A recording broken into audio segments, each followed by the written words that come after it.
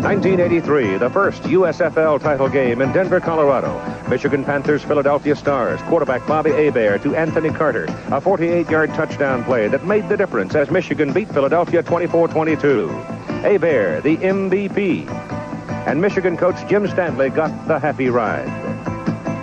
1984 at Tampa. Matched the Stars and the Arizona Wranglers. The Stars dominant, winning 23-3. Stars quarterback Chuck Fusina, first 10 passes completed, named the MVP. And Kelvin Bryant pounded out 115 yards and led the celebration in the clubhouse.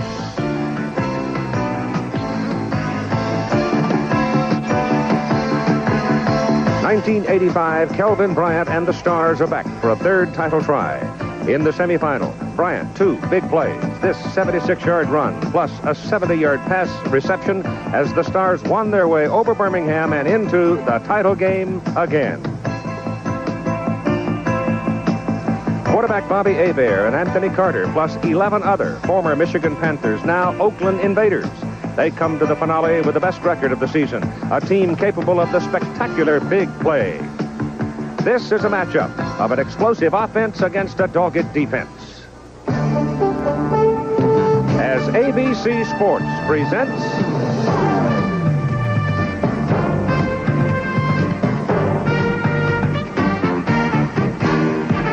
the United States Football League Championship Game, 1985. The Oakland Invaders out of the West and the Baltimore Stars.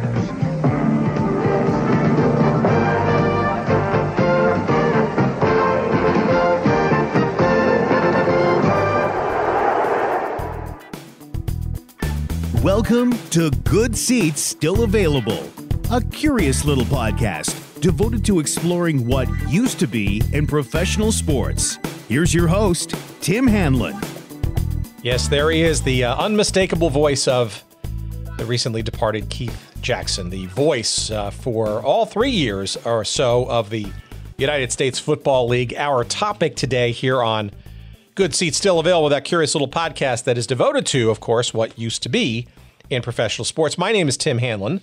I appreciate you giving us a listen. And today we're back into the realm of football, and we're finally getting our first efforts around a league that many people have been requesting. We have a great entree into it, and that, of course, is the United States Football League, a.k.a. the USFL. I think it's so popular because it's a relatively recent endeavor.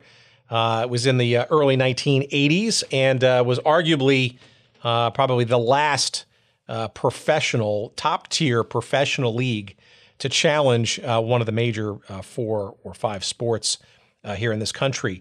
And the USFL is still fresh enough a memory for most people of a certain age, and yet still far enough back that it's a curiosity and a head scratcher. And I think probably only exacerbated by the presence of our current United States president, Mr. Donald Trump.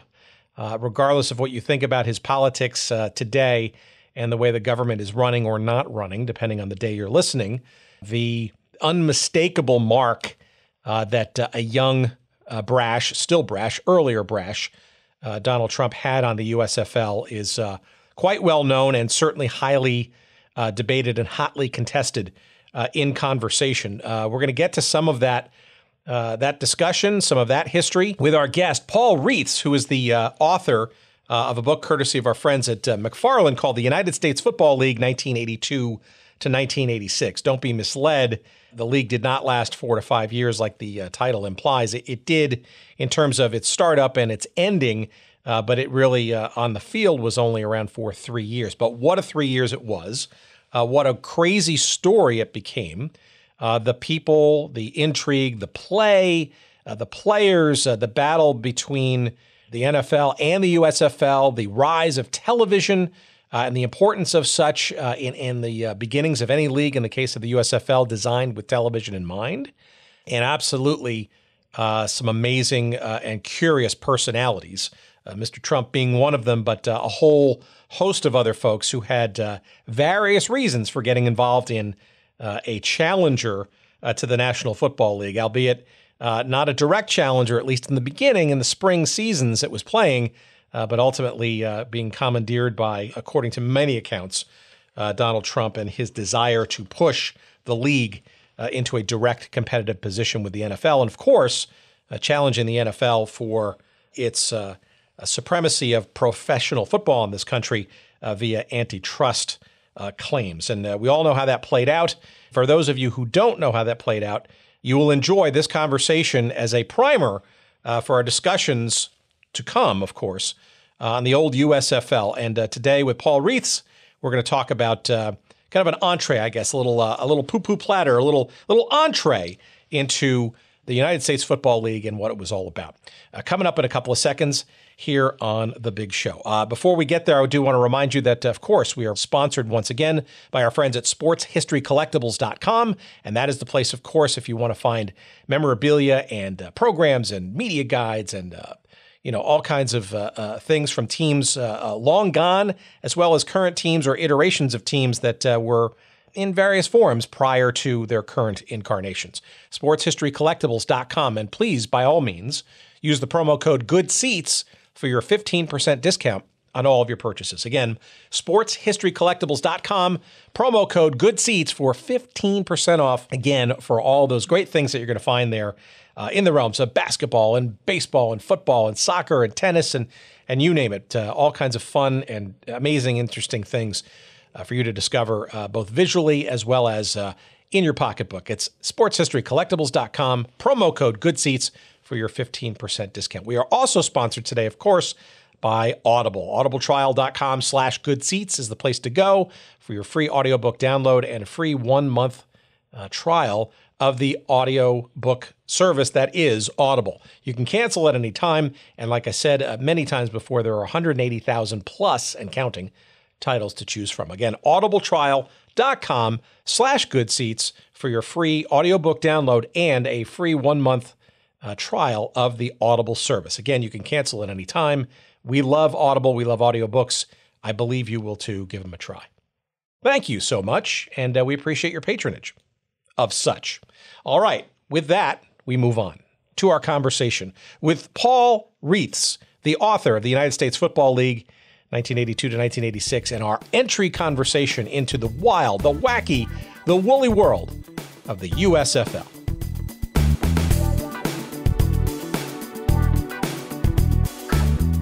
At what point do you sort of recognize that the USFL is worthy of its own sort of tome, shall we say?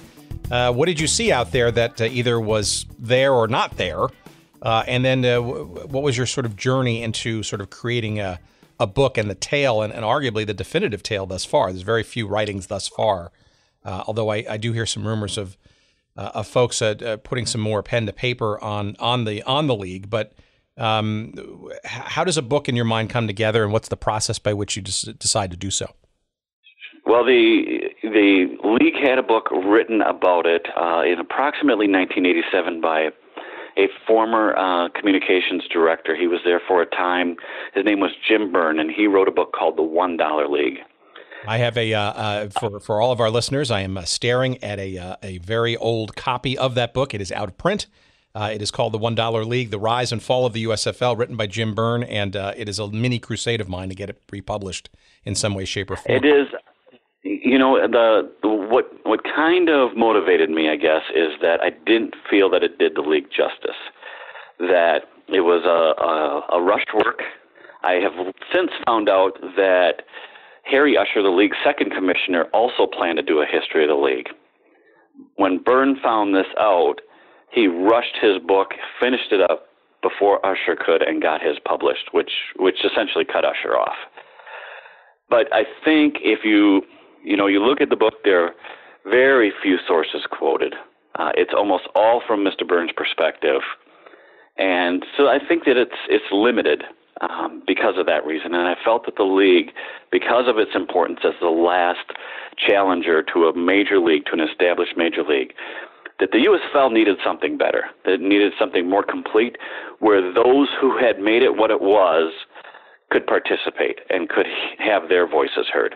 And so I set out to interview as many people as I could, to get interviews from other sources. A few years ago, ESPN did a a 30 for 30 special on the USFL in which they talked to a lot of people. They could only use a portion of the interviews that they conducted, and they allowed me access to the interviews, and that helped really round out the book as well. So, I wanted this story, my book, to be told in the words of the people who actually lived it, the coaches, the players, the administrators, those who could give, kind of the inside scoop on it and not just be from one perspective. And the book, and we're going to promote this early and often, of course, is called The United States Football League, 1982 to 1986. Is published by our friends at McFarland and came out last year. Interesting, it's also forwarded by a guy named Steve Earhart. You want to describe who Steve Earhart is and was in relation to the USFL? Steve Earhart is a guy who was on the USFL's radar before the USFL even began. When they were having just initial discussions, he was involved as a lawyer for various coaches, various players. So he was very familiar with professional football and especially behind the scenes negotiating contracts and things of that nature. Very aware and kind of in the middle of some of the 1982 NFL strike stuff. So he was a guy who was just on the ground and ready, and he was dealing with several coaches who would wind up in the USFL.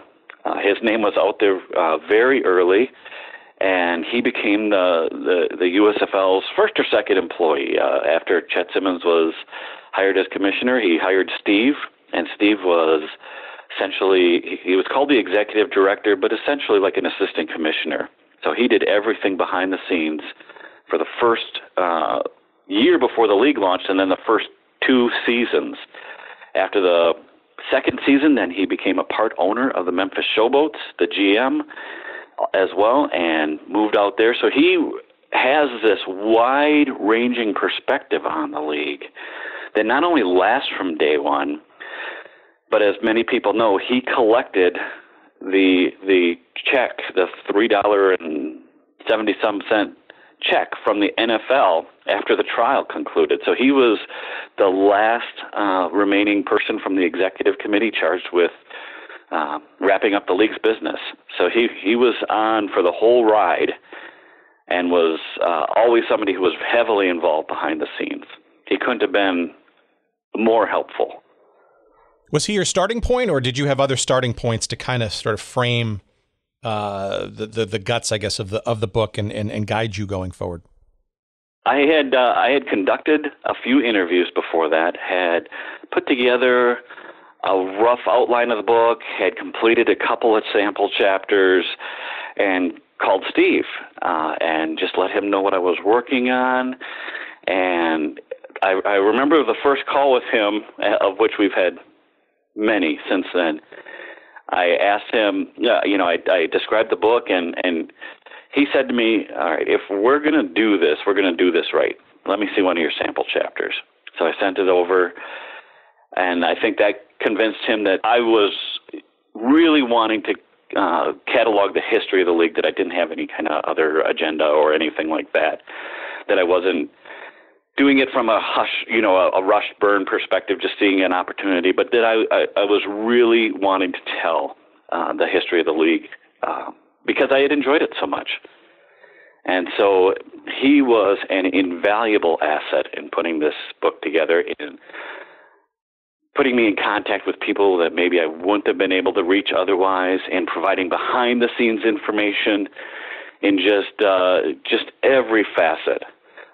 Even from a historical perspective, just so much has changed since then. It's hard to put yourself back in the 1980s when you had 3 major television networks and cable penetration was at less than 25% of U.S. households. So what did that look like? How did that affect negotiations? So he was really an invaluable asset. Well, let's use it as a segue, because into sort of the journey and the history and stuff, and we'll sort of ask some other sort of procedural questions along the way. But I guess maybe take us back, and this is obviously a revisit to your childhood, right, in the early '80s, right? So the idea of this challenger league to the mighty National Football League, right, was pretty much began in the very early part of the 1980s, when indeed you're describing a media landscape that was cable was becoming a thing. It was the era of, calling your cable operator, if you had a cable subscription, to, I want my MTV, right, and other things. ESPN, right, exactly. ESPN in 1979, back when it actually stood for something, the Entertainment and Sports Programming Network, college basketball, and, it was really very nascent times. Based on your journey backward into the early rumblings of this league, what is your assessment of, I guess, the narrative of effectively how did this essentially come about from your perspective? The league was the idea of a man named David Dixon. He was a New Orleans antique dealer. He was pretty well connected down there. Just to say that he was an antique dealer does him a little injustice, because you wonder, how does a guy like that become involved in pro football? But he had been involved in staging NFL exhibition games in New Orleans before the Saints.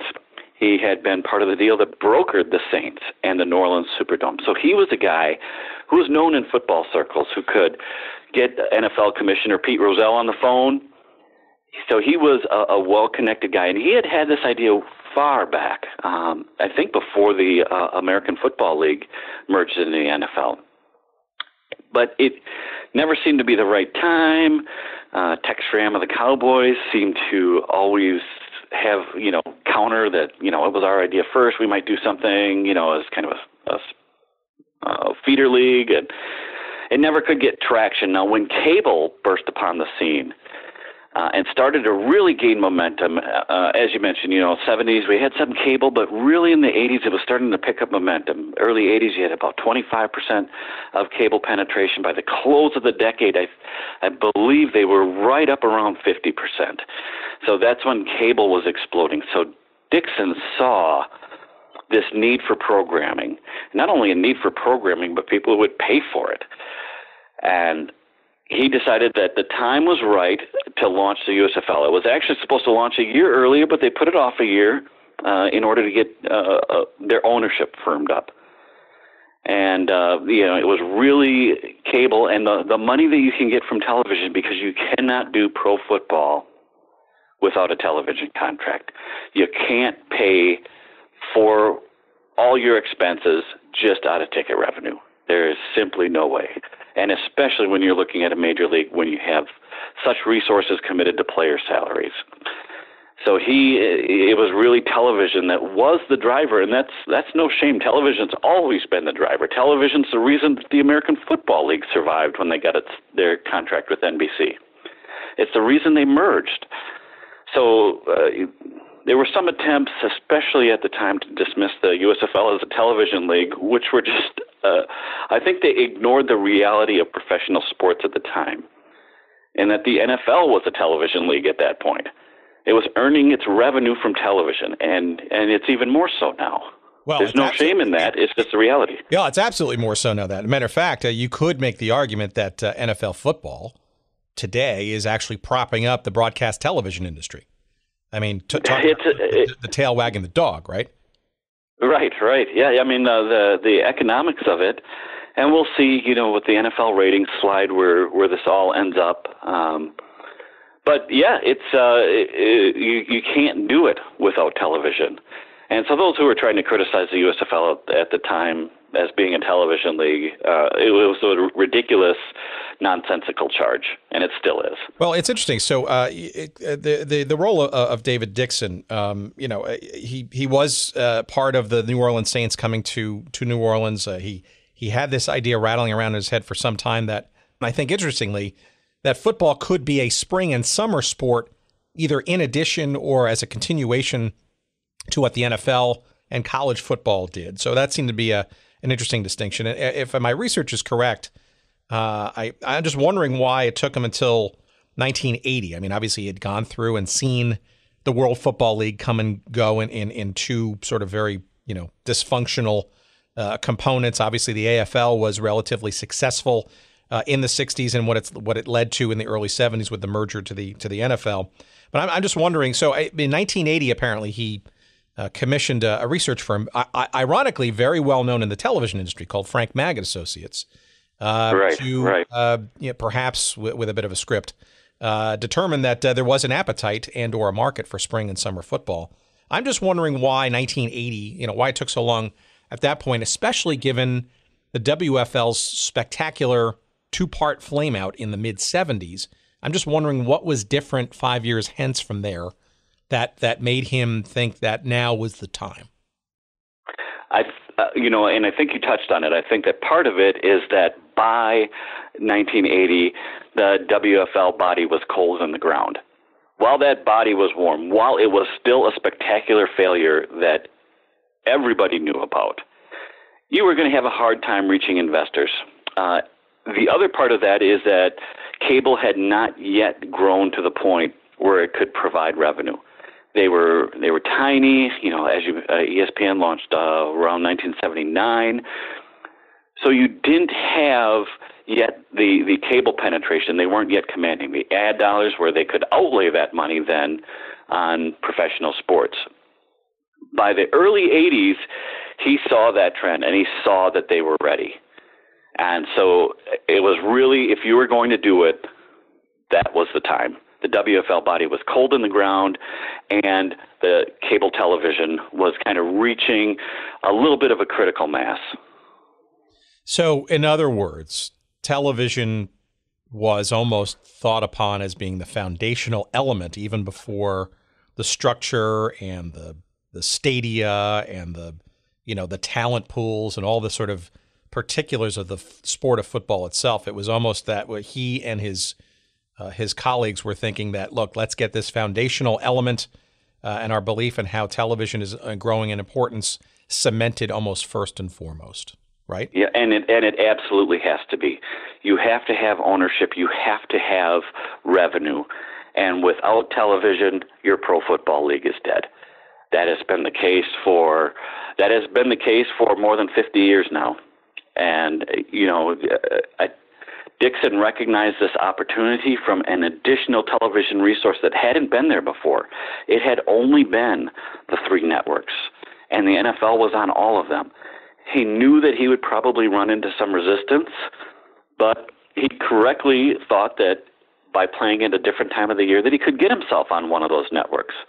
It was not going to pay what an NFL contract paid, so he had to have some supplement to that. And there was no other alternative until cable began exploding in popularity. So there is a document, I'm guessing, it was called the Dixon Plan. Number one, I wonder if you happen to know maybe where that document, if it indeed it still exists, might reside. That seems to me almost like a Magna Carta for this league, right? If anybody had it, besides Dixon himself, who is now passed away, it was John Ralston, who came on and helped Dixon recruit ownership and recruit coaches, and was Dixon's right-hand man during the formative stages of the league. And, unfortunately, we're not able to ask him either. So, yeah, it's probably out there somewhere in somebody's files. Well, yeah, and that's also sort of another question I was going to ask earlier is I wonder where does most of the sort of, I guess, most important sort of components and pieces of the USFL's history reside, right? Because, until the NFL decides to recognize other components in and around their world over the 75 or 90 years or whatever it is, depending on when you figure out the league actually truly started and feedered into it. Where does this stuff live? Where can this be celebrated, right? You wonder where these components. I remember, a couple of years ago visiting my in-laws down in Jupiter, Florida, where Burt Reynolds mostly lives full-time now. And for a period of time, he had a museum, I guess, devoted to himself, the Burt Reynolds and Friends Museum. And my father-in-law was just incredulous that how transfixed I was with a couple of pieces of that little museum down there, which were an original team-signed ball from the Tampa Bay Bandits and a whole bunch of other sort of, pictures of him and John Bassett on the field and all that kind of stuff.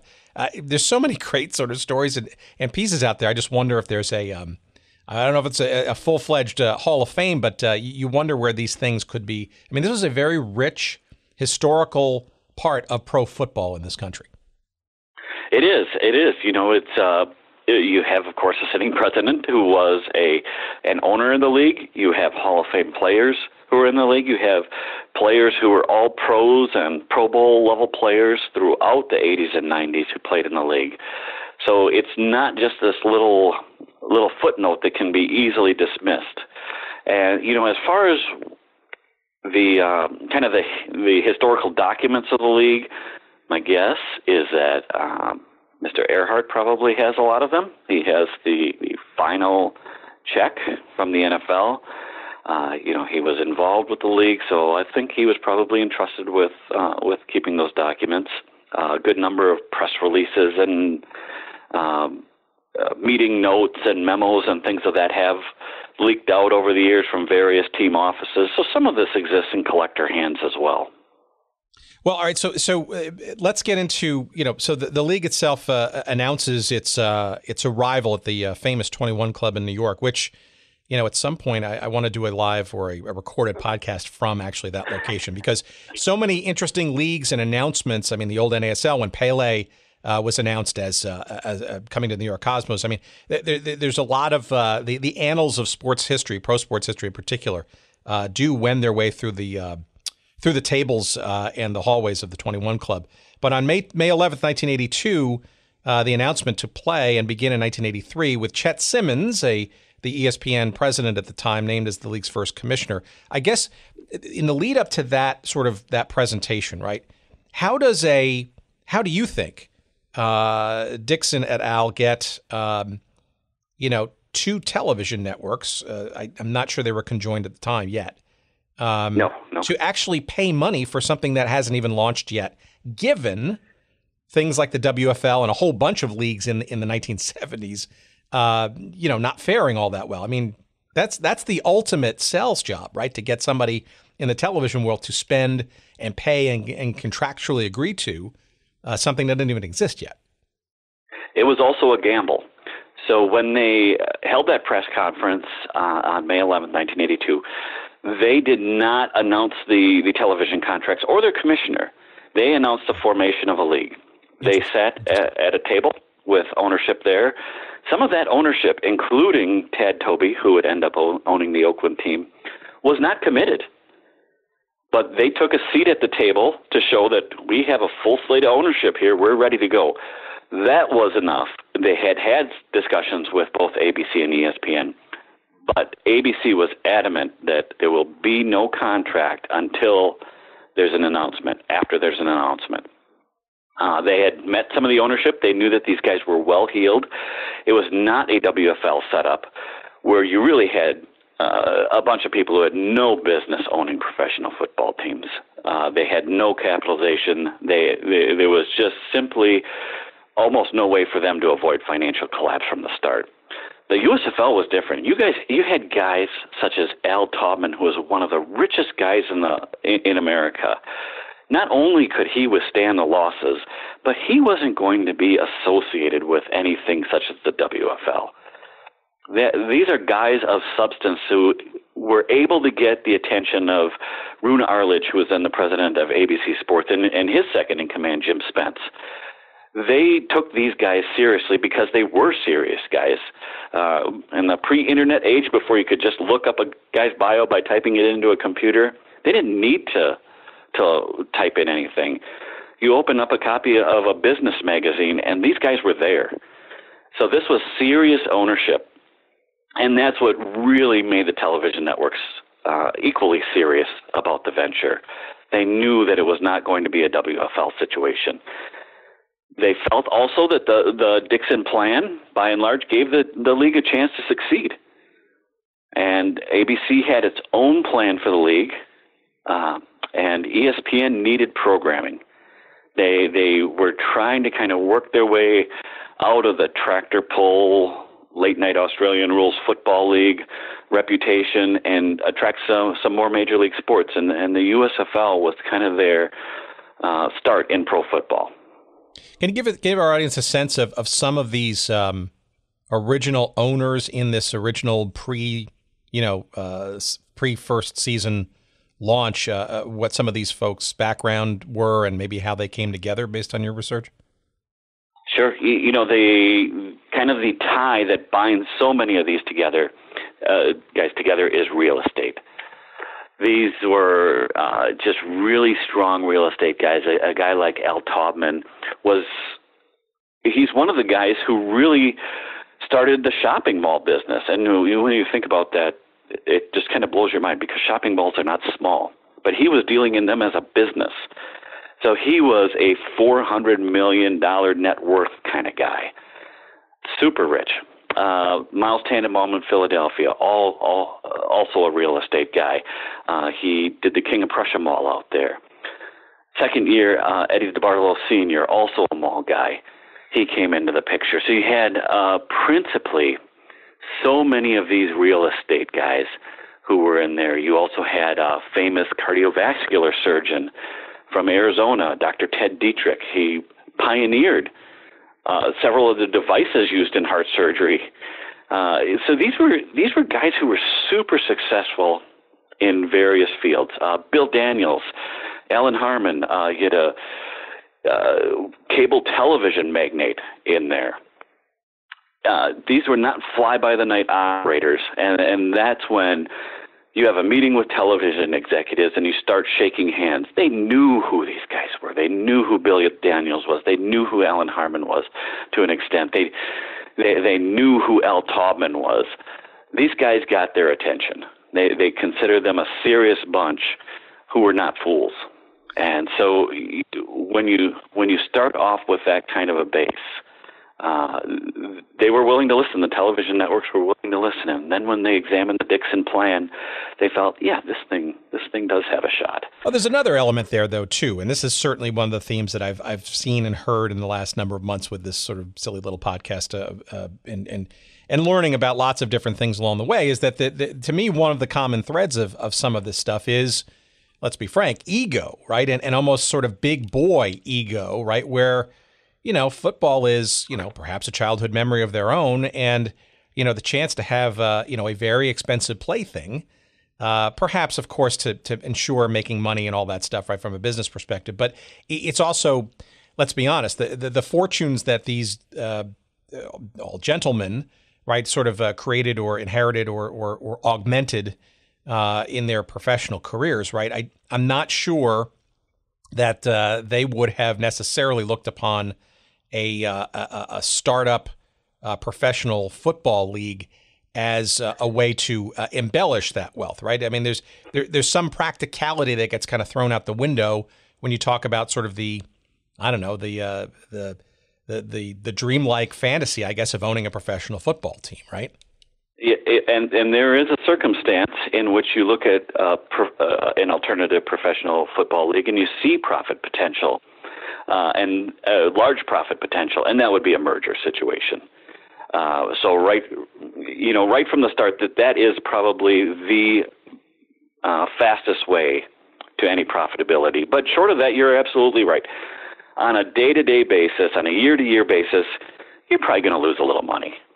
But you become a big wheel in your hometown. You really elevate your status as a businessman by owning a professional sports team. That's always been the theory, and so you're absolutely right.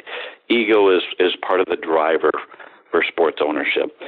Without ego, we'd probably be looking at a much smaller sports landscape.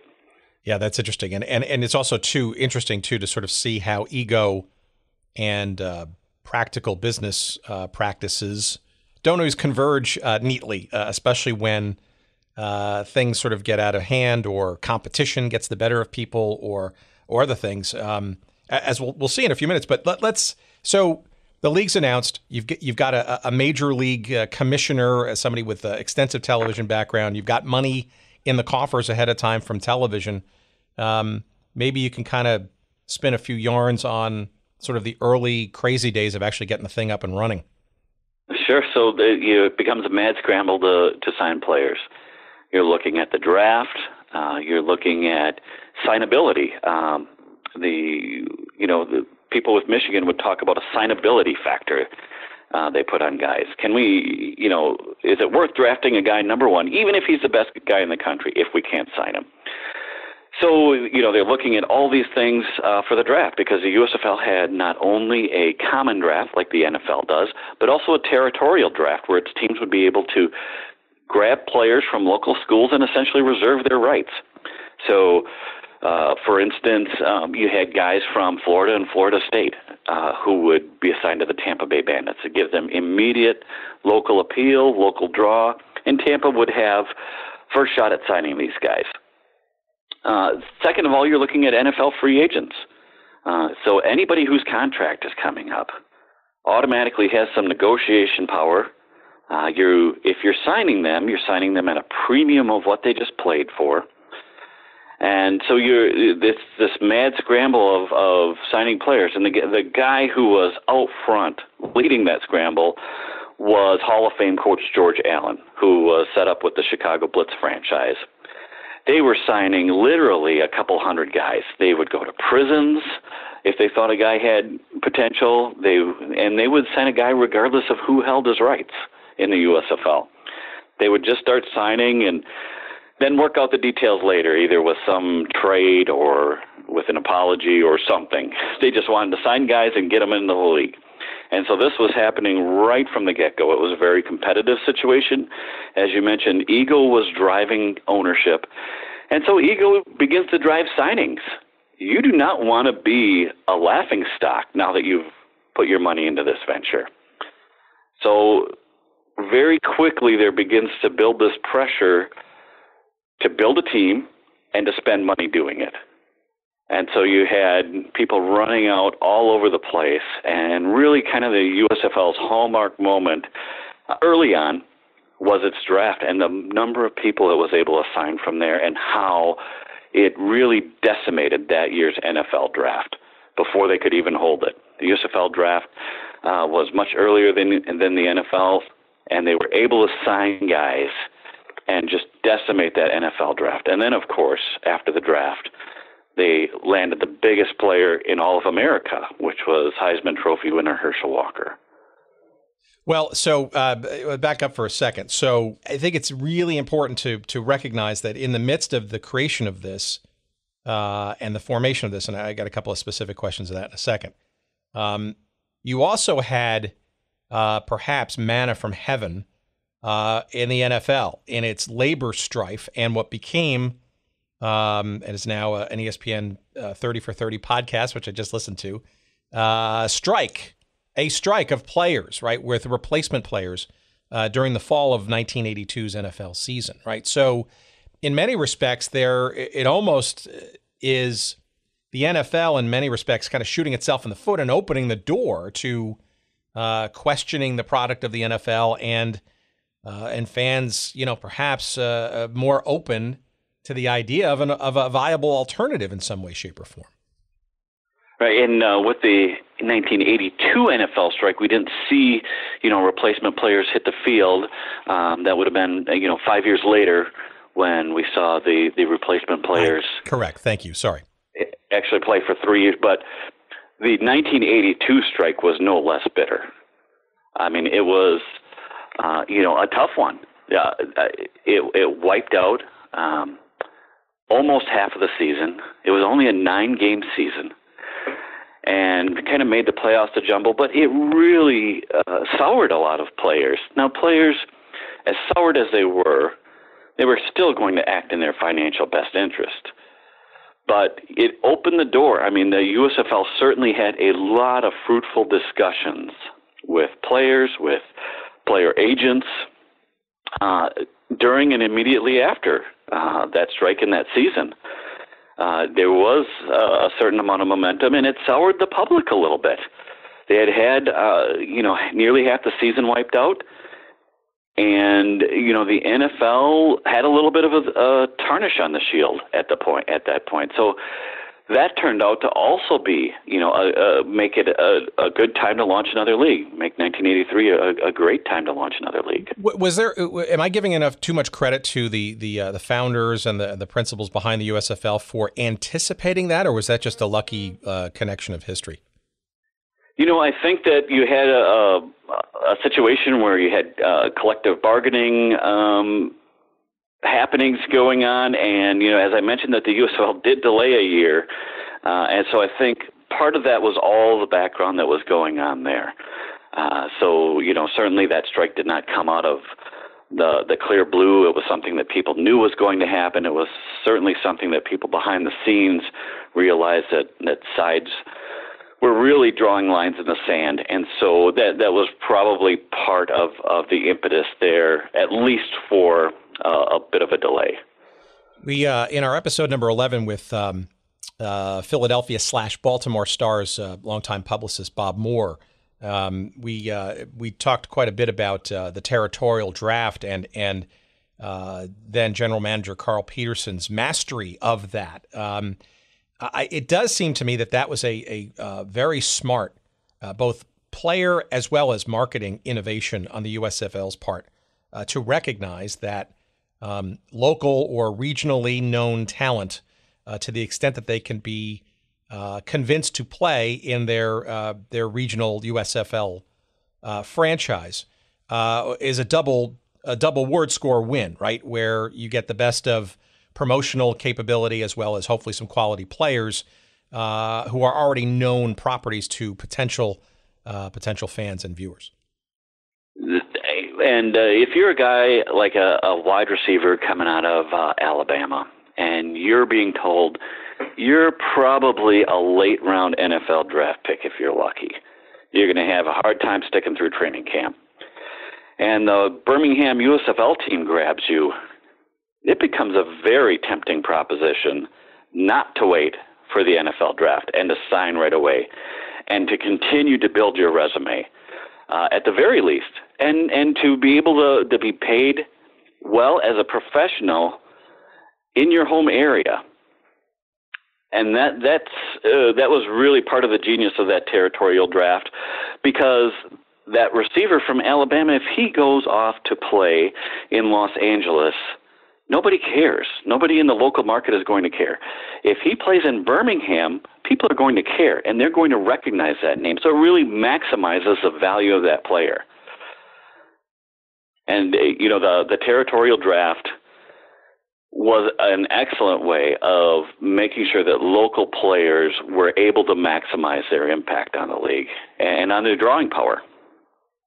Well, speaking of territories, as we're sort of getting this first year underway in our little journey together on conversation, it's my understanding that there was also a very concerted effort to have a Canadian contingent of teams, a division or at least a few teams in this mix in the early days, but it seemed to kind of fall apart for a bunch of different reasons. And it looks like John Bassett, who ultimately became the owner of the Tampa Bay Bandits franchise with his pal Burt Reynolds, and a Canadian business mogul himself, Bassett, was unable to really sort of get that idea going.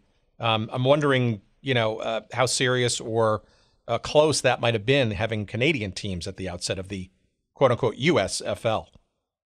I think that from the moment that the venture really got serious, that it was essentially an all-American league. Bassett himself had owned a team in the World Football League, the Memphis Southmen. And he ended up owning a team in Memphis because the Canadian government made all kinds of noise when he attempted to put a team in Toronto. He was going to have a team called the Toronto Northmen, and the Canadian government essentially blocked him, let him know that it wasn't welcome, that they didn't want the competition with the Canadian Football League. And so if any of that was looked at for the USFL, I think that it was shot down very, very quickly. Bassett, as you mentioned, has ties to Canada, but because of that Memphis experience, also had a history of operating a team in the U.S., and he had done so with other teams as well, other minor league teams. So, if there was anything like that really tossed about with the USFL, I think that it was either far in the future or it was in the very early planning stages, because this league was really a U.S. league from the moment that the plans really began to finalize. All right, so we see the teams finally congealing. It seems like there was an attempt to get into San Diego, but that became Los Angeles. So maybe a little bit of a setup of some of the teams that began this process. We had teams in Washington, Tampa Bay, Philadelphia, Oakland, New Jersey, not / New York really, but New Jersey, Michigan, Los Angeles, the Denver Gold, Chicago Blitz, Boston, which is an interesting story and continues to be an interesting story for any pro sports team trying to start something in Boston, given, shall we say, relative lack of quality stadium opportunities. Arizona, and interestingly, and this is worthy of exploration in another episode, Birmingham, right? Sort of the what certainly becomes over time, as we see over and over again, when it comes to any idea about pro football and a new league, there's always Birmingham as the I want to call them the doormat, but certainly the forgotten professional city, I guess, that very much would love to step up to that next level, and here comes the USFL looking to fill that void. Right, and I think it boils down to they have a stadium there. They're a southern outpost, and so it does fill a gap. And as long as you can find good, committed ownership, then it's a very tempting market. And they do have a history of some support. So it's not a market where you looked at any kind of disaster. Even the World Football League, the 1974 team, the Americans won the WFL championship and were well supported and played before a good crowd in that championship game and then folded. They had sheriff's officers confiscating their jerseys right after that game. There was no money left. And they immediately set up another Birmingham franchise for the 1975 season, the Vulcans, who drew well for the WFL's 1975 season. So it becomes a tempting market, that's for sure. And the USFL from the start wanted a mix of top markets. You needed the big markets. You needed the New York, Los Angeles, Chicago, Philadelphia, Boston for TV reasons, because otherwise TV networks aren't interested. But they also wanted to bring in some markets that did not have professional football, and that's where markets such as Birmingham come in, where Phoenix at the time comes in. Oakland, recently vacated by the Raiders.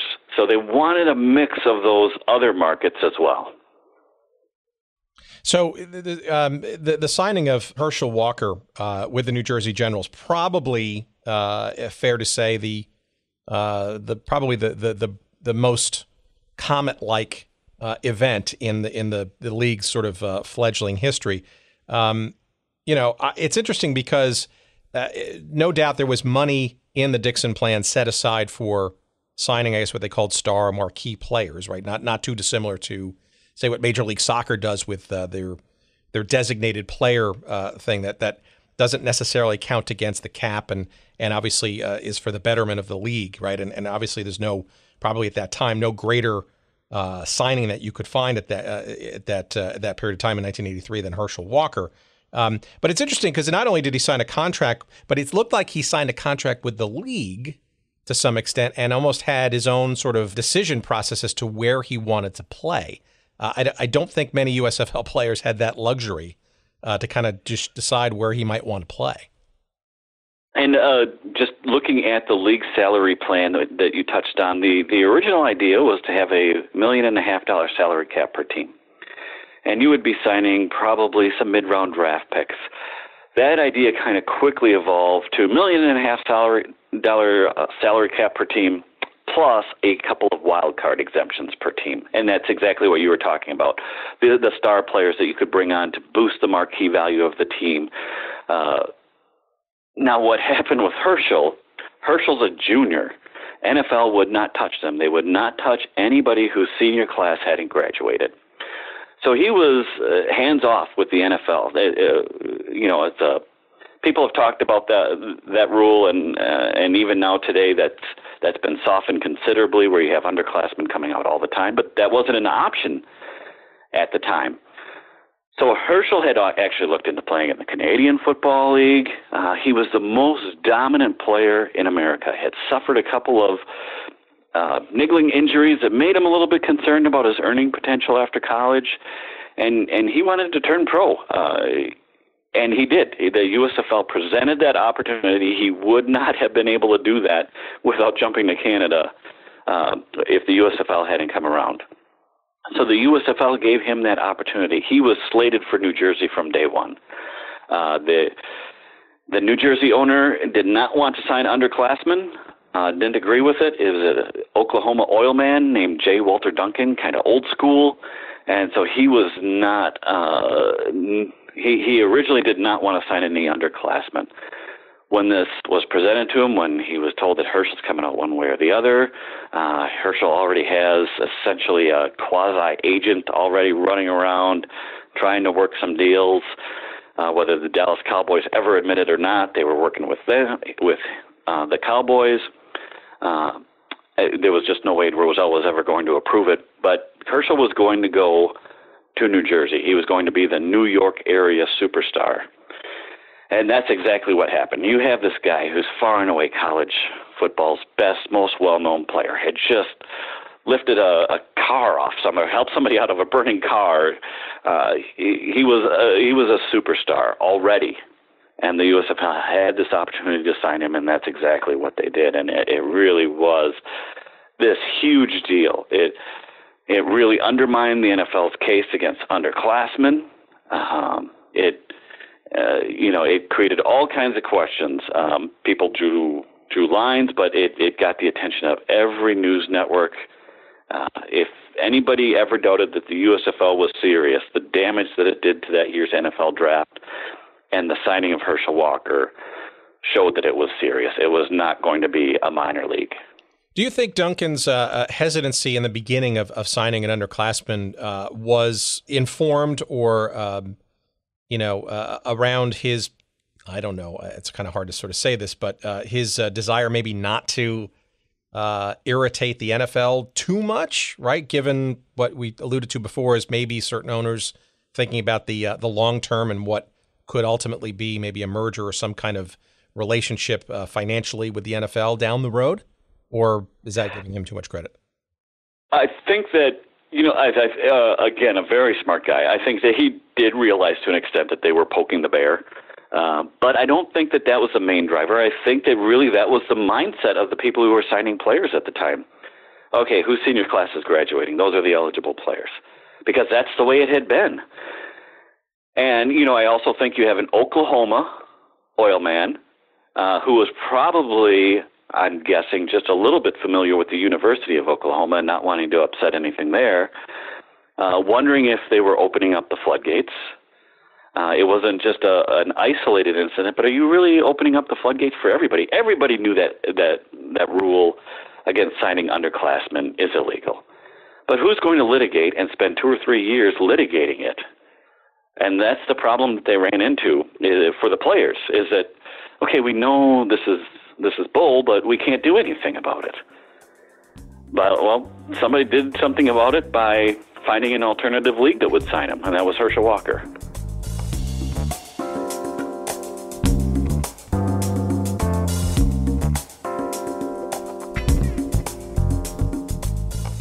All right, just when it was getting interesting, let's bring this to a grinding halt, shall we? Just kidding. We got to pay the bills around here, and our friends at Audible have been very helpful in attempting to allow us to pay some of those bills, and we want to call them out now and remind you that a free audiobook download is yours for the taking, and also a free 1-month subscription to the service of Audible at audibletrial.com/goodseats. Again, audibletrial.com/goodseats for your free 1-month trial of the Audible service, and most interestingly, a free audiobook download for you to enjoy. 180,000 titles and growing every day to choose from, and there's absolutely no excuse to not find at least one title amongst that cavernous selection available to you that you won't find to be enjoyable and good for the soul, including a couple of books that might be interesting to our audience. And yes, some new ones, frankly, that I'm finally listening to. One that I'm listening to right now is by Carson Cunningham. It's narrated by Paul Bamer, and it's called Underbelly Hoops, Adventures in the CBA, a.k.a. the Crazy Basketball Association, which is really, of course, about the Continental Basketball Association, which for many years was sort of this ragtag minor league of the NBA. And it's a book I'm about 2 chapters into right now, and hopefully maybe a guest will get for a future episode. Also, in my queue, next up, is another guest that I'd like to get. And her book that she wrote is also narrated by her. Her name is Jeannie Buss. And of course, Jeannie is the daughter of Jerry Buss, of course, the wildly successful founder of the Los Angeles Lakers and the LA Forum. And Jeannie is clearly today the brains behind the Los Angeles Lakers today.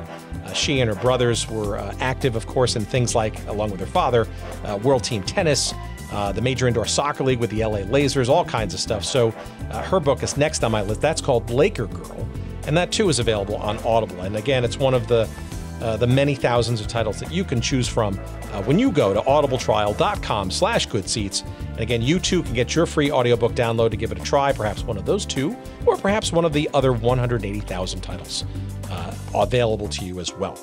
Give it a try, audibletrial.com/goodseats. Thanks for listening, and back to our conversation.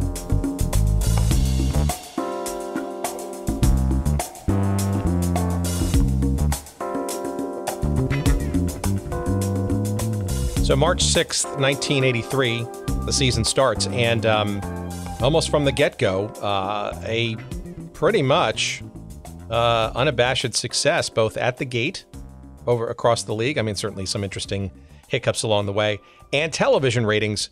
I mean, maybe you can define a little bit about how 1983 kind of hit the marketplace. Do you think it met expectations, exceeded them?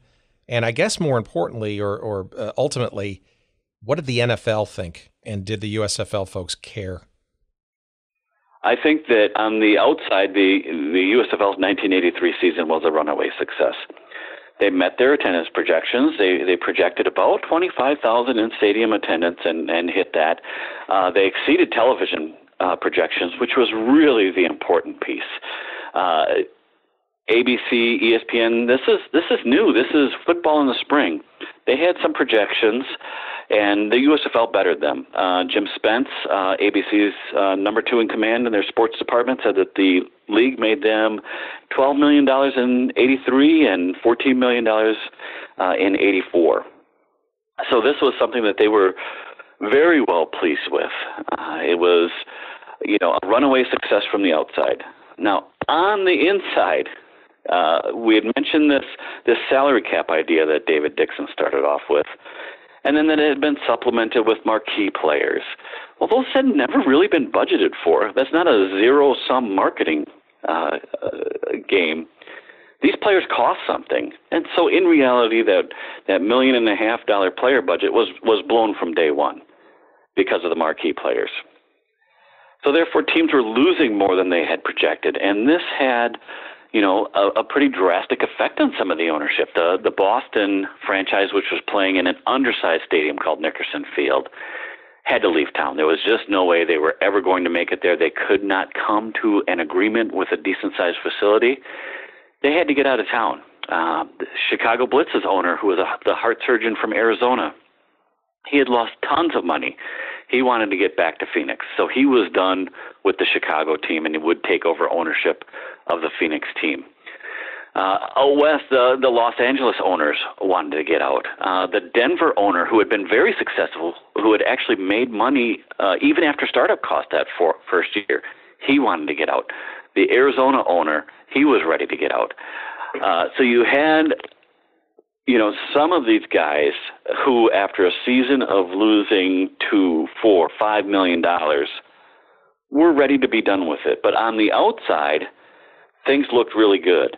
And in fact, that helped some of those owners who were looking to get out, because you had people ready to come in and purchase these teams for the most part, which was a good thing. So the USFL, after year one, despite the kind of the storm clouds behind the scenes a little bit, they were actually in pretty decent shape, at least as far as being able to carry into year two. There was no real threat of them folding. The other thing that the USFL did was they expanded. And those expansion monies were used to kind of offset some of that initial loss. So that firmed up some of the ownership groups, took the sting out from the financial losses of the first season, and kept enough guys going forward, and they easily were able to sell 6 expansion teams. Yeah, and so starting the journey in '83 with 12 teams and expanding the next year with 6 more.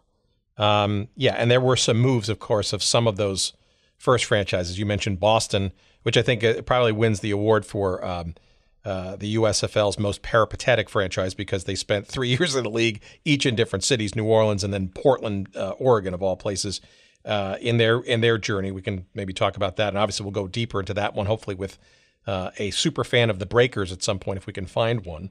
But, look, we have the sort of the luxury of history, right, when we talk about this. But to your point, you're mentioning something that looks great on the outside and already is, frankly, exhibiting some behaviors on the inside that, in retrospect, would certainly, to the diligent manager, look as eyebrow-raising, right? But, expanding to 6 new teams, new franchises, in places that seem to be very similar to what you described before, a mix of major markets and, shall we say, underserved ones in Houston, Jacksonville, Florida, another sort of Birmingham-like market, at least until that point, before the Jaguars came into being in the NFL. Memphis, clearly, Oklahoma, Pittsburgh, and San Antonio, another sort of historically underserved or underappreciated market.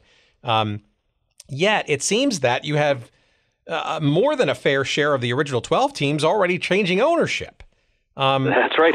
By mid-1984, half those teams did. Right, with supposedly some very, very smart and intelligent businessmen. I mean, at what point does the outside world, sports journalists or fans or even other folks related to the industry, start to sort of figure out that maybe there's some issues perhaps with this, despite the all appearances of being very successful, certainly as a television product, and in many markets quite strongly attended and supported in the stands. And though by all appearances, to somebody who is keeping an open mind and who is actually cognizant of the fact that the USFL was not the NFL, the 1983 season looked really good. To others, though, who were looking for the opportunity to criticize, and there certainly were a number of people, a number of sports writers who, for whatever reason, didn't like the league. They saw attendance of 25,000 as an absolute disaster. Hey, the NFL's drawn twice that. Yeah, the NFL is drawing twice that, but the USFL knew from day one that there's no way. They're playing in the spring. It's a new experiment. There's smaller markets. There's a lot of things working against you, and yet some made the comparison. The USFL's television ratings are a joke. Only the first year even compared to the NFL. Again, they're playing in the spring. This is a completely new product. ABC, the television, and ESPN, the television partners, never projected close to NFL numbers. The USFL exceeded those numbers, but that wasn't good enough for the critics. They weren't NFL numbers, therefore they were bad. So, while you had what to really an unbiased observer look like a very successful season, to those who were looking to find fault, they found plenty of it, and they went out of their way to make sure that people knew. So these ownership changes didn't go without notice. These people picked up on them, and they criticized again incessantly. And it was that was the surest sign that there were things going on behind the scenes, that the USFL ownership was shifting in that way. And some of that shift was natural. There were some bad geographic fits. Having an Oklahoma oil man run your New York-based franchise was never ideal. Selling off to a local was a much better proposition. Having a Phoenix-based heart surgeon, Dr. Ted Dietrich, own the Chicago franchise was never ideal, especially when you had a different USFL franchise in his hometown where he was running his practice. So there were some of those things that were kind of auto-correcting in the second year. But, yeah, it was a little bit of a sign that things may not be as rosy as an unbiased observer might think. But also, right, you had the founder, Dave Dixon, who, by my research, had secured an expansion franchise for himself, or at least a franchise, in the beginning days of this, and I guess didn't seek to exercise that, and what ultimately became the Houston Gamblers franchise. But it ultimately was not his franchise at the end of the day, because even he had grown somewhat disenchanted, I guess, with the rapid expansion, I guess, of spending, perhaps unchecked by the owners. And if the founder of the whole damn thing in the first place bolts and sells his franchise before it even gets the opportunity to be exercised, that doesn't seem like a real strong ringing endorsement of the whole enterprise, does it? And Dixon never had the cash to run a franchise anyway. So a little bit of that, and that's exactly what that's exactly what he told me, is that, he became concerned, but he never really had the cash to run the franchise anyway. So from day one, that was his fee for kind of creating the league, is that he got this automatic expansion franchise, which of course is only good if you have a good 1983 season, and the USFL did, in large part thanks to the foundations that he had set, but also an awful lot of hard work from an awful lot of people. So he really, from day one, was looking to sell this franchise, and that's what he did. He sold to a guy named Dr. Jerry Argovitz, who was a pretty well-known player agent and who established a team called the Houston Gamblers.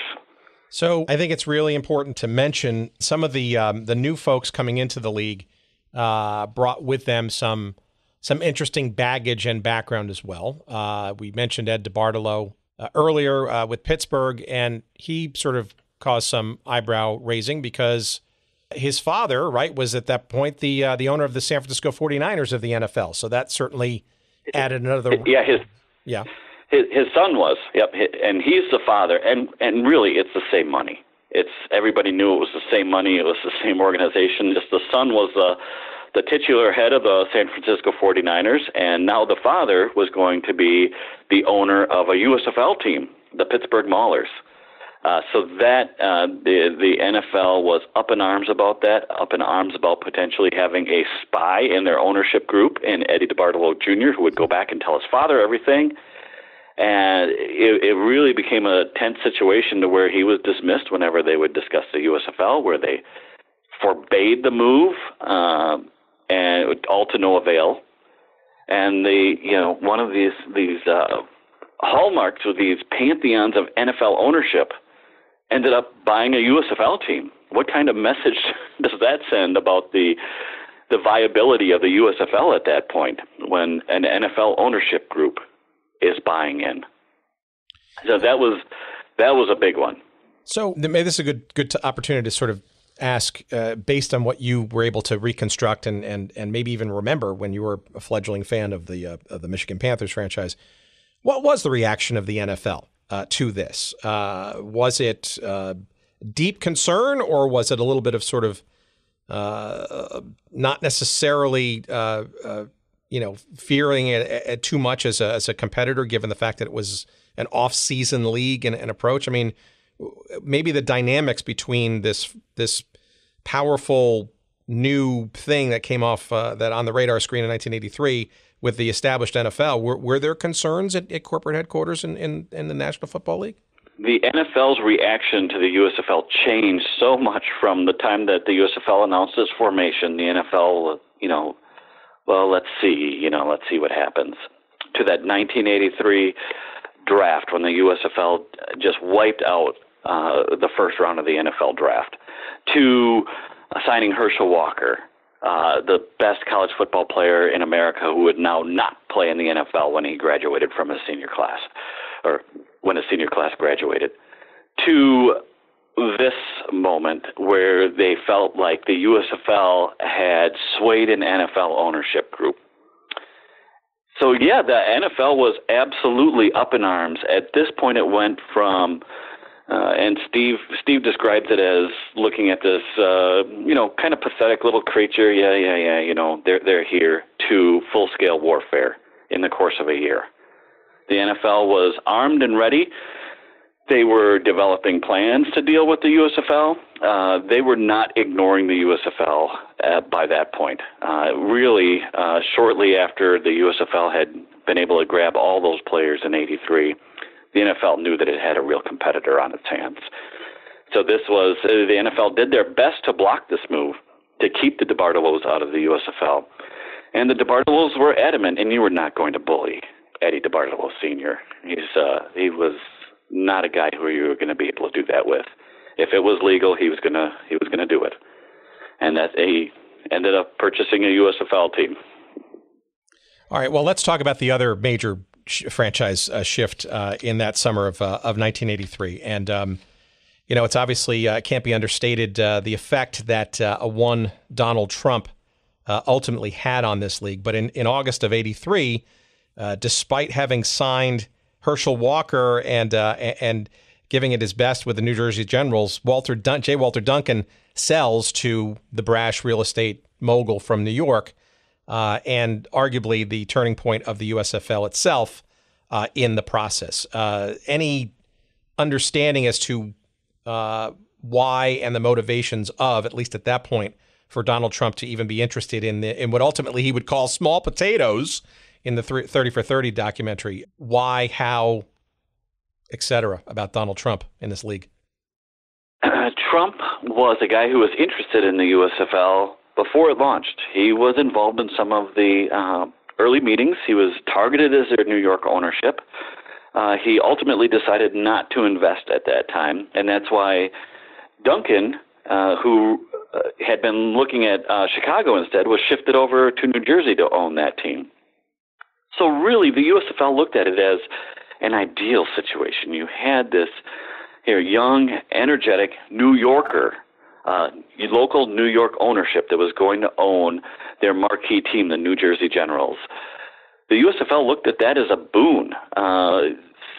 Trump, meanwhile, saw that there was potential here, potential for a bigger plan, potential because the USFL had pulled off its 1983 season. It had already kind of done, the hard startup stuff. So now you could take over a going concern, add to it, and execute your own plan. And of course, we know from looking back that his plan was to eventually force a merger with the NFL and to get his New Jersey Generals admitted as an NFL team that would move to Shea Stadium first in New York City and become the actual New York City team with both the Jets and the Giants playing in New Jersey. Do you think, it's my understanding that he was interested prior to this as being an NFL owner as well, and maybe had been rebuffed by the sort of old boys club. Is that true? Do you think there was a rebuff in some way before he got involved with the USFL for him to actually get into the NFL? If I remember correctly, I looked at the Colts and maybe the Patriots and had been rebuffed. And there's a lot of guys who get rebuffed. So, yeah, number one, young. So didn't necessarily fit in with the old guard of the NFL. But he wasn't that rich at the time. He wasn't nearly as rich as a guy like Al Taubman, for instance. He's still tied to his father. So there were probably a lot of things working against Trump. Guys kick the tires. It's too expensive for some. NFL knows it's too expensive for others who don't realize it. And so, he was rebuffed, yeah. Well, that's interesting, too, because that's also another sort of sub-theme that's come up over the many months of our little show here. The AFL, right, probably doesn't exist without Lamar Hunt being rebuffed by his opportunity to try to get a franchise in the NFL.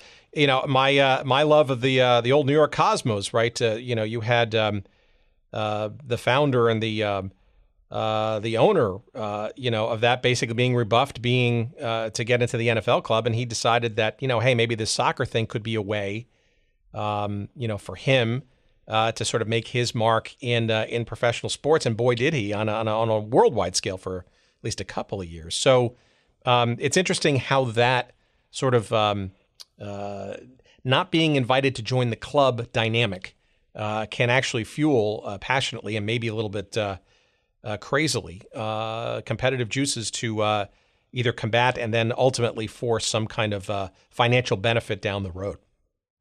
And that underscores one of the reasons why these alternative leagues form, is that there's an artificial shortage of these teams. The leagues, such as the NFL, say, we're just not adding any teams. Even though there's demand, even though, we know that there are other markets who would like NFL teams, we're not expanding anymore. And they do that for a couple of reasons. Number one, they divide their TV contracts by the number of teams there are. So the more teams there are, the less each one gets as a percentage from the TV contracts. But also, it drives up franchise values because you have more demand than you have supply constantly. So even if you're losing money on operations, in the NFL teams haven't done that for a very long time.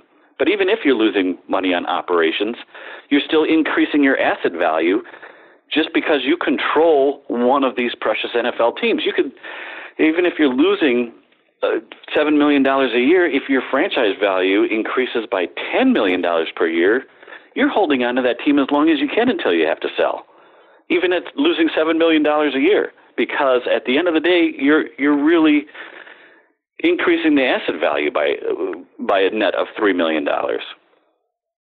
So, yeah, it's one of the drivers of these leagues. One of the main business reasons is this artificial scarcity of professional teams that the leagues themselves impose. Well, but Trump wasted no time, right? I mean, you had one season of the league under your belt, relatively, certainly externally successful. Some strengthening and some winnowing of some of the weaker deadwood, so to speak, ownership wise, right? But Trump's first owners meeting, right, in October of '83, he already broaches the idea, not so subtly, that the idea of the USFL moving to the fall may be the better ultimate move, where supposedly more fans and money reside, right? Because the NFL is there. But come on, that's, your first meeting. And then the second meeting later in the January of '84, right? He literally calls for a vote for a move to the fall. I mean, it may be one thing to actually have that as an idea, and you could make some arguments, I guess, economically, which he certainly did. I'm sure he was part of some of the consultant work, with Michael Porter from Harvard Business School and later the McKinsey report and all that, sort of making cases for things like antitrust and all that stuff, right? So even if antitrust, right, which is the first sort of introduction of that topic, is on the table and is legally a viable thing to fight, right? But the idea of, suggesting going after the NFL for anti-competitive reasons and potentially a fall season, might be a noble and potentially very smart idea, but to do that after barely 1 year of admitted okay success, I mean, it's hard for me looking back on that to see that dynamic as being healthy and even viable in the boardroom.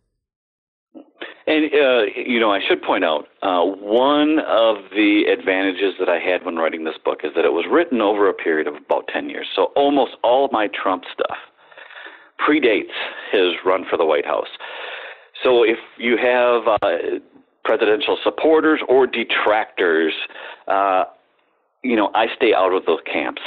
I think you're right, though. I don't think that the word subtle is one that's usually used to describe Donald Trump, and certainly it wasn't when he came in. He had a certain plan. He absolutely did. He was not a guy who was going to come in and kind of see how things went and see what the best way was. He came in with a plan, and that plan was to force a merger with the NFL. He wanted his New Jersey Generals, of course, to be a part of that, and I think people have made too much of maybe him leaving his partners behind. But the way that the ABA and WHA mergers worked out is that those who weren't merged in were paid off. So he definitely had a strategy in mind, and he came in full bore with it. And from really that first owners meeting on, every interview he would give, he pushed for the fall. His quote was, if God wanted football in the spring, he wouldn't have invented baseball, which is not really all that clever for a quote, but it was what he said, and probably a little bit damaging to the USFL's efforts. But he had a plan, and and I think you really did it. You do the historical perspective a service the way that you stated it, that you can review the economics and kind of get where he's coming from. Now, the way he did it, maybe most of us want to pursue that course. Well, so this is crucial, and obviously this is not going to be a detailed history like the book itself, however, is. And of course, we urge you listeners to run, not walk, to your favorite bookseller, whether it be online or otherwise, to get the United States Football League 1982 to 1986 from McFarland, written by our guest here, Paul Reeths, to get some of that depth. And obviously this is, as I said to you in our email correspondence by setting up this interview, I look at this as sort of as a foundational conversation in which we can go much more into various nooks and crannies and stories of teams and leagues and people and situations and stuff. But I think there's no doubt that any discussion of the league overall, and frankly, some of the teams specifically, do revolve around this issue. So there is that financial argument. I get that. And we can argue about the brusqueness or the relative lack of tact, shall we say, in trying to achieve that. But there is this other issue which is entwined but also separate in its own right, which is the idea of antitrust, right? Which ultimately wound up becoming a successful legal argument, albeit too late and not in time for to solve the financial problems and ills of the league. But maybe a couple of seconds on this theory of antitrust and the NFL, which again is yet another theme in our conversations, right? When challenger leagues sort of come up, and the unique protection that most of the, shall we say, major historical sports in this country have had protection from. And, you make the question, the argument, it keeps coming back again and again, the protection of such when restraint of trade, in other industries seems to somehow have special treatment when it comes to pro sports. Yeah, and, the only sport that really can make a really great case for antitrust exemption is baseball.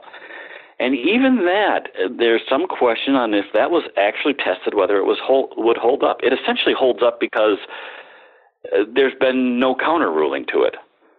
So baseball's the one that has the actual antitrust exemption. And you had the NFL going around after the USFL folded saying that, without an antitrust exemption, there'll be no expansion. They were blatantly, publicly trying to strong-arm Congress into an antitrust exemption, or they were going to withhold further expansion teams. It shows you the emphasis that they placed on it after this USFL trial, because it exposed a weakness.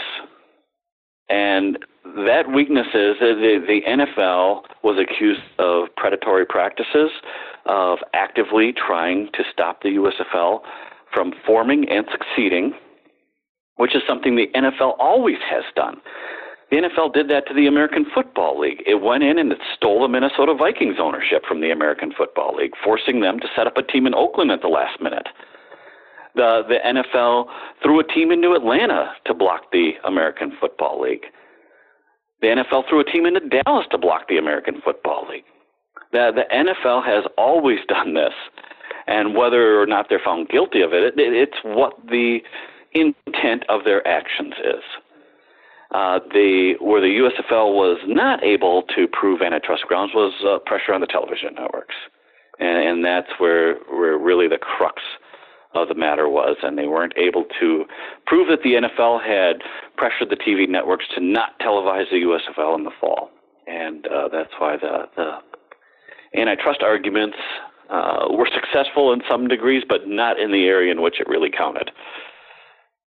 Well, so as we sort of kind of get sort of to the denouement here of the league, it feels to me that these issues of financial opportunities and maybe a larger market that could be shared with an NFL, economically, right, is one set of issues, and the other is the actual legalities of antitrust, et cetera. And, again, hindsight is 20/20.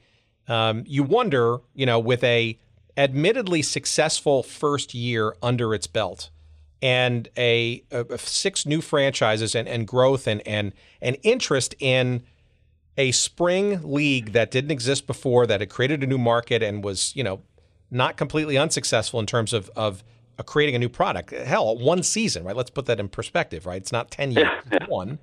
Right. You'd think that the idea of having a decent, protectable, and good growing thing in the spring without any competition of its own, while pursuing that legal argument, right, would be more the sort of sane approach and recognize more in a planned method, maybe over years, right? Trying to figure out, is there a way to directly compete but what if you're to win that legal argument, still playing in the spring?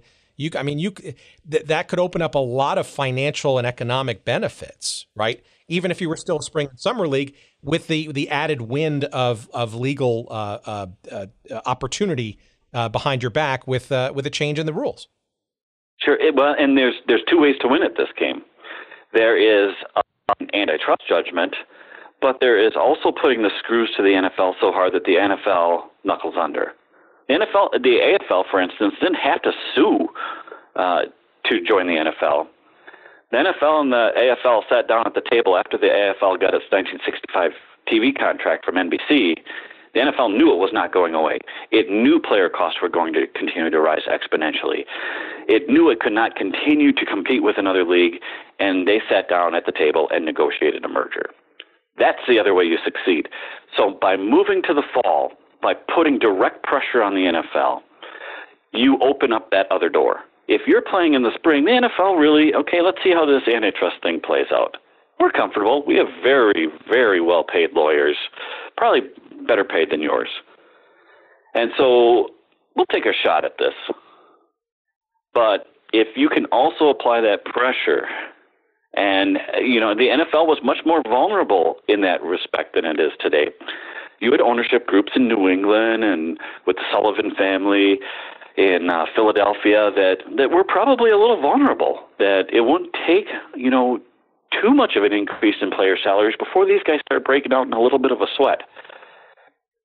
So Trump was also looking at that. What he didn't fully take into account was that his fellow USFL owners were going to begin sweating far before these NFL ownership groups were. And because they were smaller in number, they were far more vulnerable to it, to the financial pressures that he was putting on by taking the league to the fall. There were some of them that were going to be able to ride that storm, but not enough of them. And so the other point is that while the perception we have here, again, is, this league, growing league, 18 teams now in 1984, it didn't take long for you to really start to see the cracks develop publicly. The new Chicago Blitz owner, a guy named Dr. James Hoffman, essentially abandoned the team before the season started. So you had no ownership group in the third largest market in the U.S. In the second largest market in Los Angeles, you had essentially a guy who had no money. A lot of things have been said about the guy, but he did not have J. William Oldenburg. He did not have the money that he was spending, and he would be out of the picture before the end of the year. So you had two of your top three markets that were dying, and the other one was owned by Donald Trump. So he was going to have a very large voice, because without those top three TV markets, you do not have a TV contract. And without a TV contract, again, you don't have a league. So tactically, you think he was leveraging his outsized power, given sort of those cracks, and that probably just enabled him, right, to get to that sort of 2/3 majority and make that vote happen, right? But it doesn't seem that some of the other owners didn't go down without a fight, right? So Jeff Pearlman, a writer in sports and whatnot, apparently is working on a book himself about the USFL, and actually was high in praise last year after being initially worried about your book. He loves your book, and I think it's actually going to be a very helpful component to his writing going forward, and I think it's going to come out sometime later this year. Hope so. But he posted something, and this letter is out there on the web, and we'll certainly put it on our website as well. A stinging letter from John Bassett at the time, who was clearly started to suffer from significant health problems that ultimately took his life a few years later. But a quick quote, right? I mean, this gives you a really good example, right? It's obvious from, and this is quoting John Bassett in this letter to Donald Trump on August 16th, 1984. It is obvious from the record that you are a talented and successful young man. It is also a fact that I regard you as a friend and an owner who's made a contribution to the league in general, and been a savior to the New York, New Jersey franchise in particular. While others may be able, however, to let your insensitive and denigrating comments pass, I no longer will. You are bigger, younger, and stronger than I, which means I'll have no regrets whatsoever punching you right in the mouth the next time an instance occurs where you personally scorn me or anyone else who does not happen to salute and dance to your tune. And it goes on from there. It's clear that Bassett and others weren't necessarily enamored with Trump, despite some of the flagging ownership in other places. But, despite such verve from frankly influential owners like Bassett, how does the rest of the league, if you will, kowtow or bend backwards to kind of allow Trump-led forces to kind of, strong-arm people into this move to into the fall, in your mind? I think the short answer is that they were losing a lot more money than they projected and saw no way out. So you have Donald Trump, who has a plan. Whether you agree with that plan or not, he has a plan that has some historical and economic merit to it. Despite, a surly personality, and he pushes, pushed the first commissioner, Chet Simmons, around as much as possible. Bullies, he stuck his nose in where it didn't belong, tried to directly insert himself into television negotiations when he did not have any league approval to do so. In fact, had been told by the league not to do so. He did whatever he could. He just continues to push and push and push. A guy like Bassett, who bought fully into the USFL plan, who was operating in an NFL market and succeeding. The Tampa Bay Bandits were this incredibly well-marketed machine that was succeeding in an NFL market, and the Buccaneers needed no help at that time to look bad. They did that all by themselves. But the Bandits made them look even worse because they were a fun team. They were exciting. They were well-marketed. And Bassett ran just such an ideal program. He saw this possibility. He captured this lightning in a bottle, and he saw the possibilities of the USFL. Now, whether every team in the USFL, or even most of them, could do that, that's open for some debate. But he was no fan of moving to the fall. And, in truth, I think he's one of these good guys. He's a guy who you just can't paint him in a bad light in relation to the USFL because he bought completely into the concept. He was a big supporter. He was there to, I think he saw part of his role as assisting the commissioner. And, they saw the commissioner being bullied by Trump. And so he inserted himself into that conversation. Unfortunately, he did become sick, as you mentioned. He had developed a couple of brain tumors, and that cancer eventually took his life. So he was not around to continue to fight it. And, he was pretty weak, I think, when the vote for the fall was taken.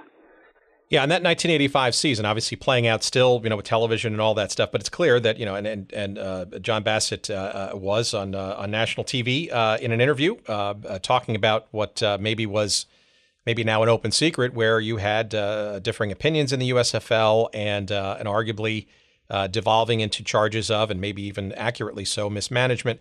I think it's also important to recognize that by this third season, you had, as you were saying, teams that were sort of floundering, but also merging to kind of sort of succeed and stick around, right? You had teams, kind of putting pieces together to kind of keep propping it up. So it seems to me, though, that then, because of the dynamics already in play, that in essence, whatever could have been an economically viable plan by itself, divorced from the legal challenges, became inseparable from those legal challenges, almost to the point where the whole future of the whole damn thing relied upon a successful verdict in this antitrust case that finally came about and was heard in the summer of 1986. Correct? And you look at the quandary that the USFL was in by that point, where you were missing ownership in Chicago and Los Angeles, and those franchises had really they really looked bad because they hadn't been able to draw anybody. They hadn't stuck any money into marketing. Los Angeles had done everything in its power, despite the fact that the ownership really shouldn't have been there. to draw fans. Steve Young, they get who was going to be the number one draft pick in the NFL. They bring him in, and it results in a dull thud. I believe they said that the number of season tickets that they sold after the Young signing was about 100. So, whereas Herschel Walker brings in 10,000 when he signs. So you had this Los Angeles that was just completely indifferent, the second largest market, no ownership for Chicago. They had struck out twice and couldn't find a third owner who wanted to play in the spring. So you had these cracks that were also developing. And you're right, at that point, you have other ownership looking at this, looking at their own red ink, looking at how much money more money they had lost than they had projected. And seeing that, right now there is no way we will make this back. ABC and ESPN, which by that point had combined, came back with a significantly increased television offer, which would still not have been nearly enough to offset losses. And that was the best deal that they could get. They couldn't get interest from any of the other major networks. Fox was still not there. So they went with their next best option, which was to try to force the NFL's hand, to put the pressure on the NFL for a merger and to sue, hoping that one of those two eventualities would create a merger. So I think it's also interesting too. So that case was heard in May of '86, and the jury came back in July of '86 in a second. And we're rounding the end of our discussion here, but I do want to talk about the actual state of the product, right? And in the spring of 1986, because it was envisioned. I guess there was debate of whether to play a spring season before moving into the fall. But you'd already seen a reduction in teams from 14 in 1985 to about 8, and there was some more merging and folding and all that kind of stuff. But I wonder if and obviously a 1986 season in the spring never happened, but I wonder the inability for the league to, either put a spring product out or have a cohesive discussion about, to the public as to why they needed to wait until they got their act together for the fall. It would almost seem like, in some respects, at least public relations-wise, was kind of shooting itself in the foot by not somehow continuing to play, or at least give off the appearance that franchises were stable, in place, and preparing to do so. I wonder if that had any effect in, people's backbone around this idea that this case was actually going to be not only worth pursuing, but ultimately successful, albeit in a Pyrrhic way. Right. And, I think that by the end of that 1985 season, you had a lot more ownership groups that were in trouble. You had Denver, which was formerly a league stalwart, which was you saw attendance tumble, and they were on their way out of town. You saw the Oakland was taken over by Al Taubman from Michigan, and basically doing them a favor almost, just to keep his foot in the waters. You had the Houston Gamblers ownership that was failing. The Phoenix ownership after 1984 had failed and had to bring in the Oklahoma ownership to take it over. Portland was done. San Antonio was done. There was no owner yet in Los Angeles. Jacksonville needed some help. They were trying to sell some stock, and in fact then eventually brought in the Denver owner. Tampa Bay, with the passing of John Bass, had brought in somebody new. Lots of questions on if he could even pay for things. Birmingham, their owner was gone. They had brought in a new guy. Again, questions on could he do this? You saw a further whittling of ownership. And so spring or fall, by the end of that 1985 season, the USFL was hemorrhaging cash with no real possibility of seeing any of it back in the near future, and just more red ink on the way. It sounds like that sent mixed signals to the public, right? Because the plan was to play in the fall of '86, regardless, right? And the case was still dragging out and was not, even close to being decided until the summer, right? I guess my question to you would be, based on your knowledge and your interviews and your conversations, how realistic was that fall 1986 season in the first place until they announced in August of '86, August 1st? And this was after, I guess, the court case had been initially decided, that they were not officially going to play in the fall of '86. The 1986 season, whether the owners knew it or not, was always contingent upon a successful jury verdict, because Donald Trump was not going to play in 1986 unless they won that trial. And without a New York franchise, they had no LA, they had no Chicago. Without New York, they don't have an ESPN contract, which was their only television contract going into that season. In addition, Baltimore had been bought by a guy named Stephen Ross, who now owns the Miami Dolphins, and he also, I believe, had no intention of playing unless there was a successful jury verdict.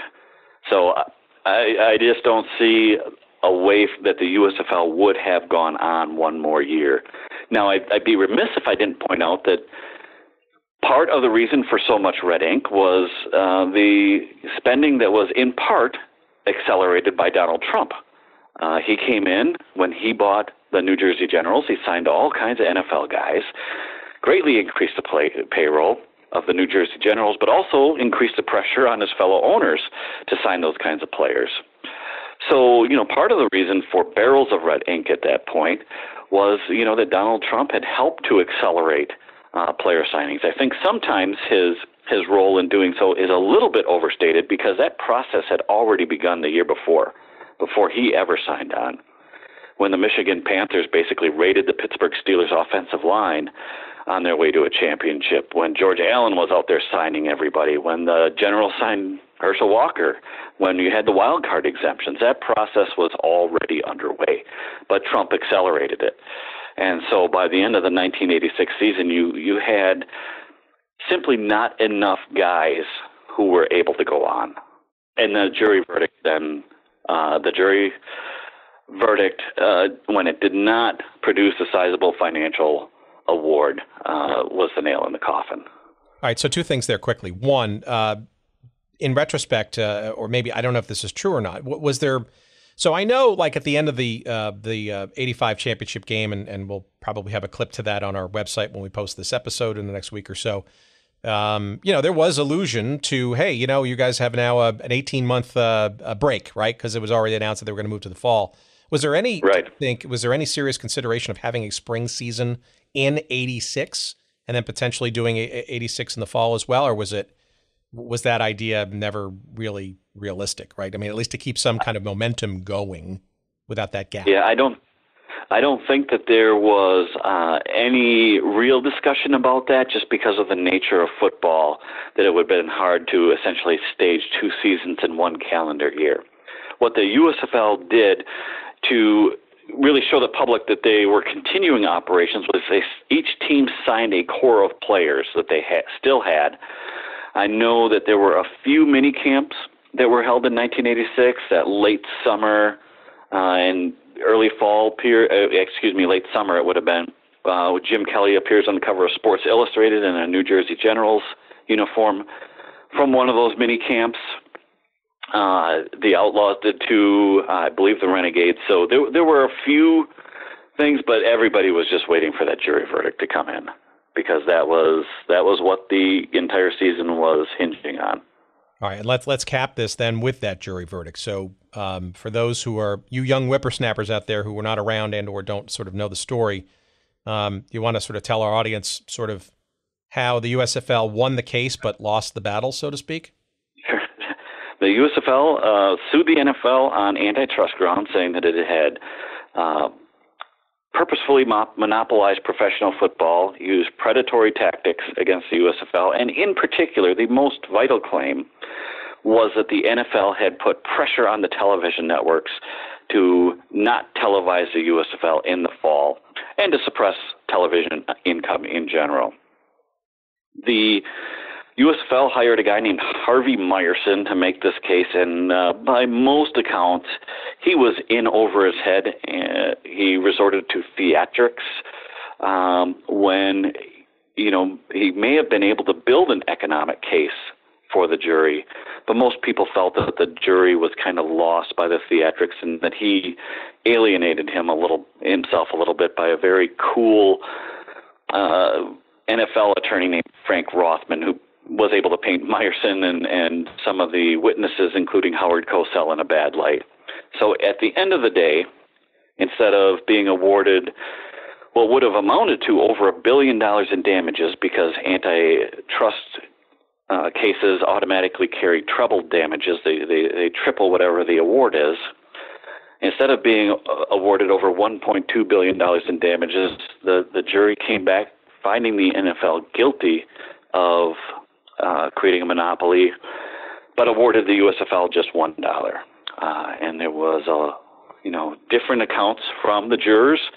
Some were obviously confused by the number of instructions, by the number of things they had to look at, by the economic arguments. They thought that the verdict could be adjusted. Others claimed that there was no confusion. It was a very divided jury.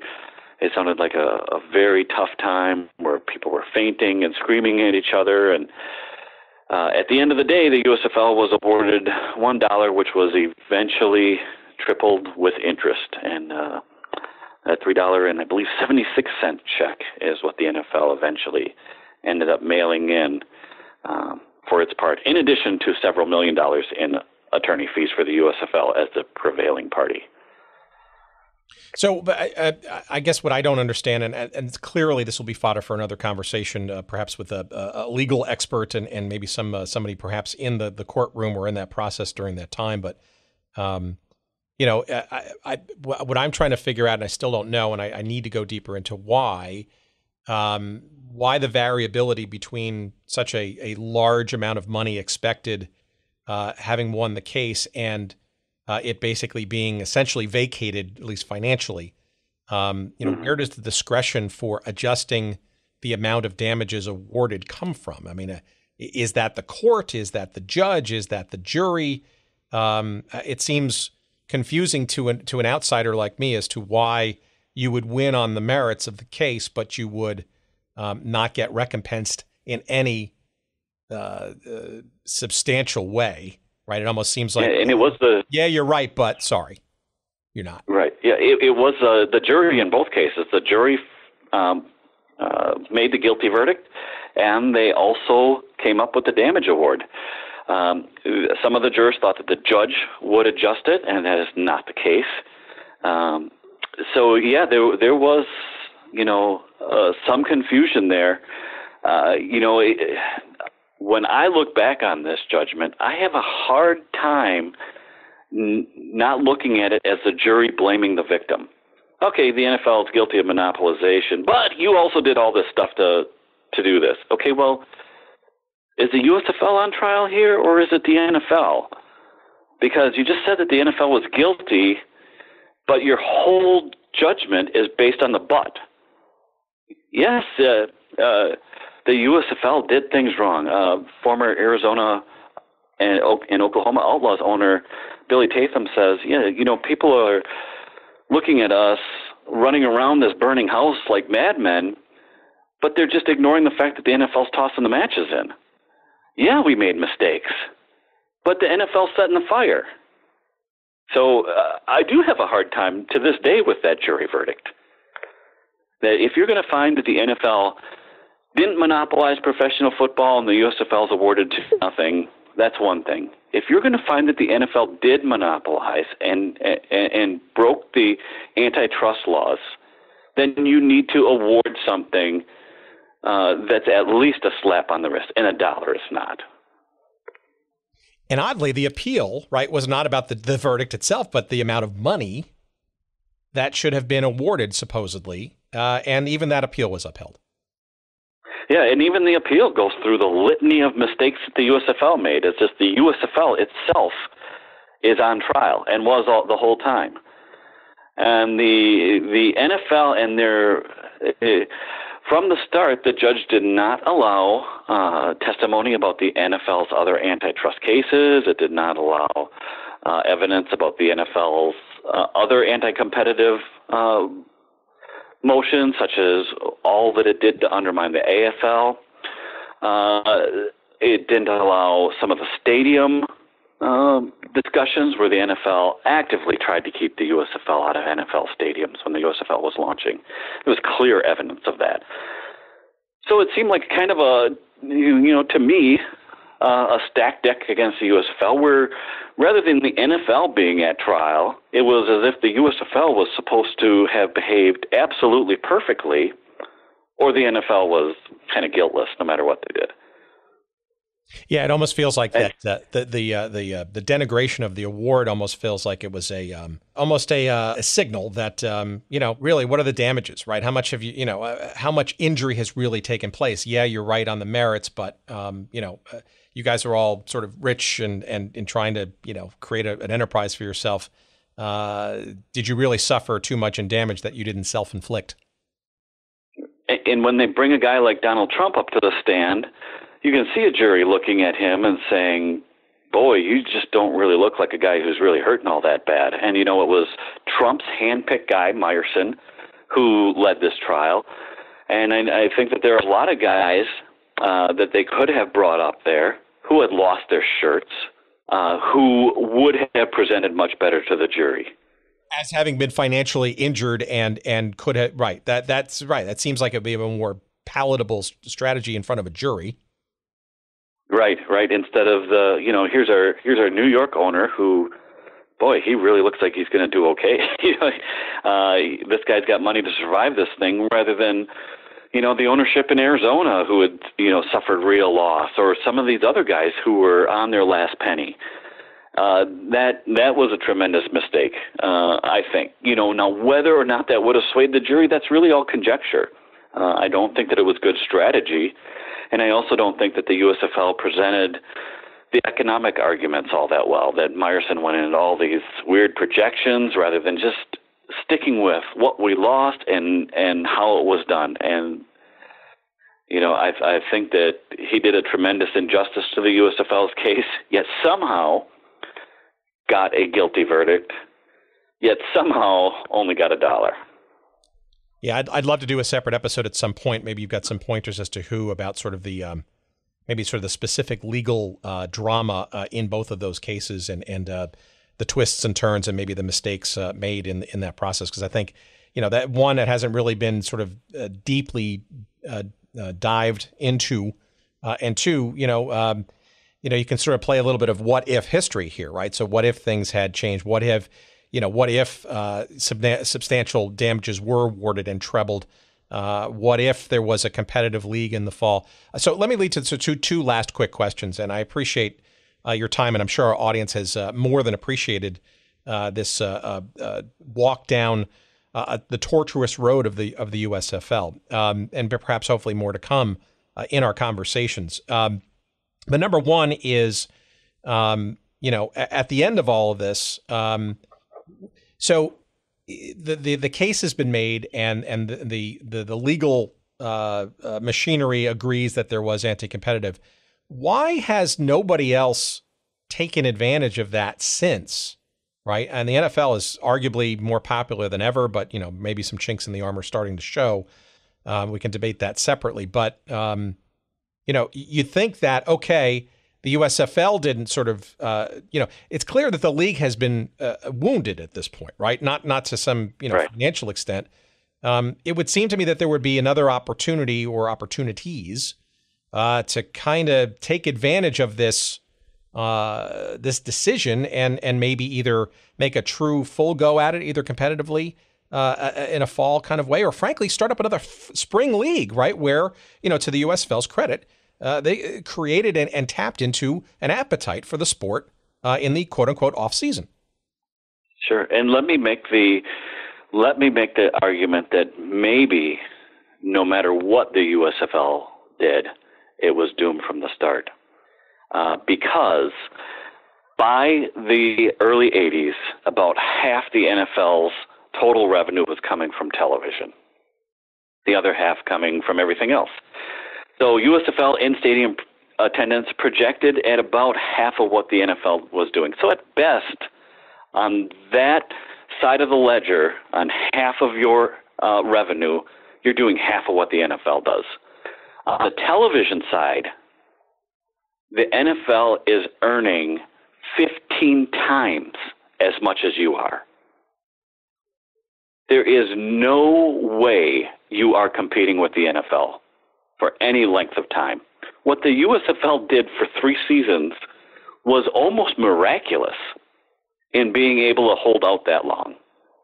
Because the economics, the base economics on a revenue basis was so far against them that they shouldn't have been able to make the impact that they did. The NFL was able to outspend the USFL by wide margins at every turn, and yet the USFL was like these guerrilla warriors that got in for this 3-season period and shook things up, and really to the betterment of players. But when you look at its long-term possibilities, that television revenue was going to be really this kind of damning piece against them. They weren't going to be able to overcome. The NFL had so much more revenue potential with television than the USFL did.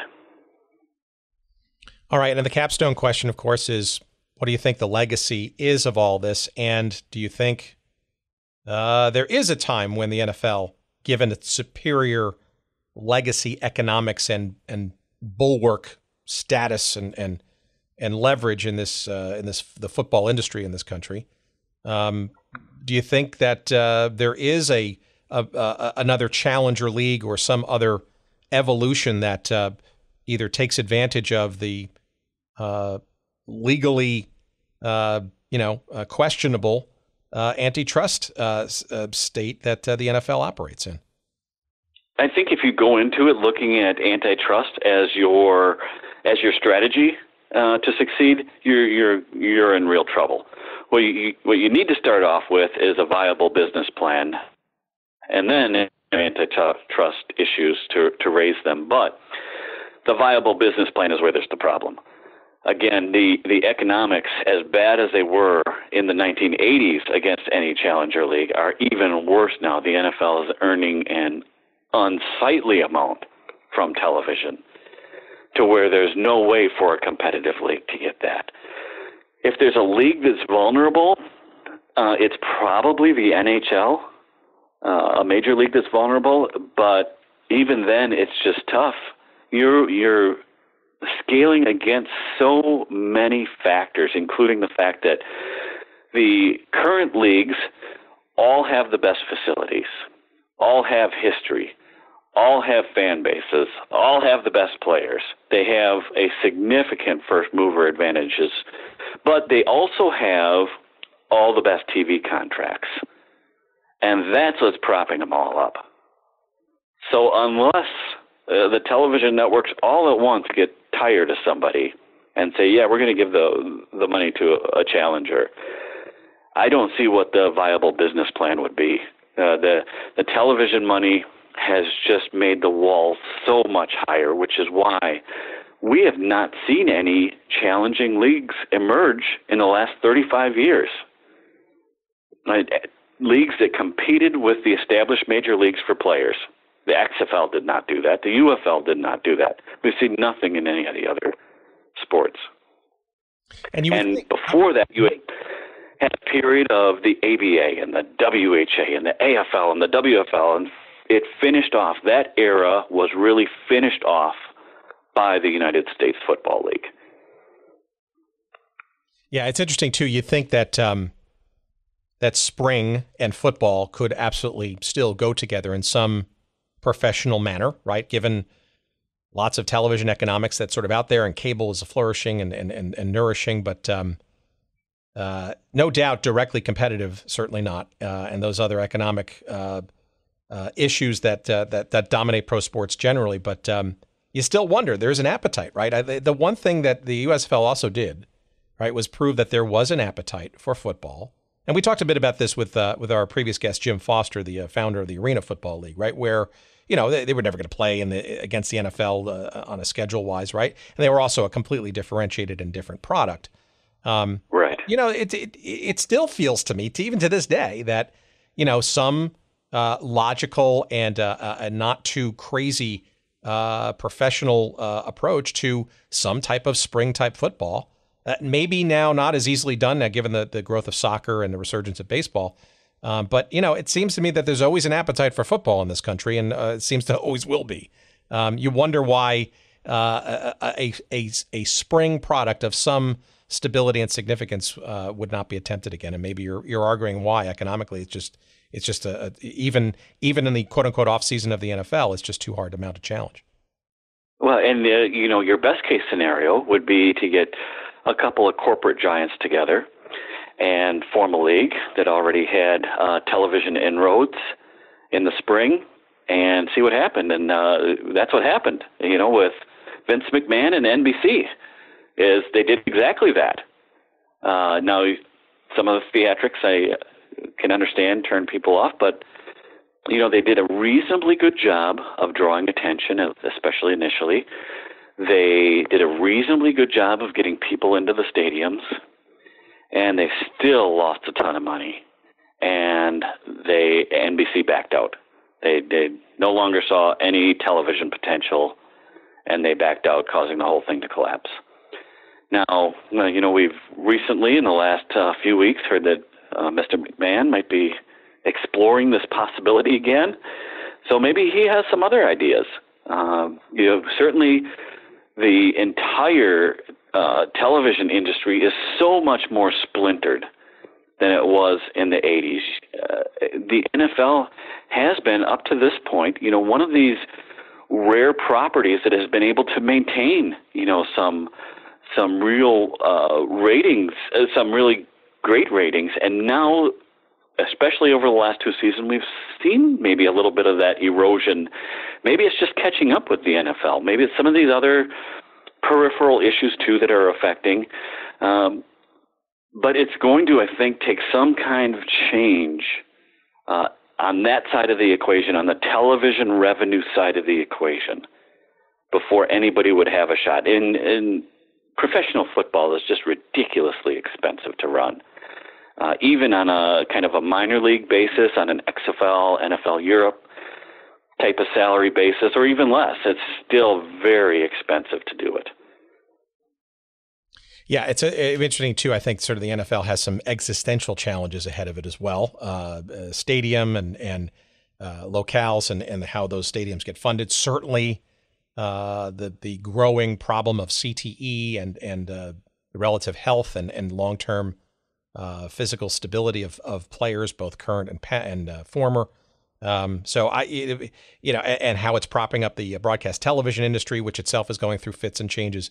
I don't know. It's very interesting. I would keep an eye indeed on Vince McMahon. I can't imagine he's the only other one sort of seeing relative weak links in the previously invincible National Football League. Stay tuned, I would say, right? I think football is going to go through some interesting changes and perhaps maybe even in a, I don't know if we'll ever go back to the wild and woolly days of the USFL or the WFL and those sort of challenger leagues from the heyday of the 70s and early 80s, but it's certainly a space to be. All right, so let's end this with some promotional stuff. So tell us, again, remind us the name of the book, what you're doing to promote it, other things going on that you'd like to call attention to, just general promotional time. Here's your chance. The book is called The United States Football League, 1982 to 1986. And the easiest way to order it is right on Amazon. You can also go to McFarland.com. Both have it for the same price. Amazon, it's Prime, so you can get it within 2 days. I really hope that those who remember the league, remember it fondly, look at it as a little bit of a definitive history. It is chock full of interviews. I was able to talk with David Dixon, several owners. Steve Earhart was a tremendous help. Chet Simmons, the first commissioner, coaches, players. So I wanted to give them all a voice. Lots of never-before-heard stories in the book. If you were at all interested in the USFL, if you were at all interested in pro football, particularly in the 1980s, but also just the economics. I think it shows the USFL as a business entity, but also as kind of looks at what happened on the field. So, however you remember the USFL, I think that it has some stuff in there for you. It was a lot of fun to write. So I'd love for you to purchase it and give me some feedback. The other thing that I'm working on right now is a statistical site called statscrew.com, STATS, crew.com.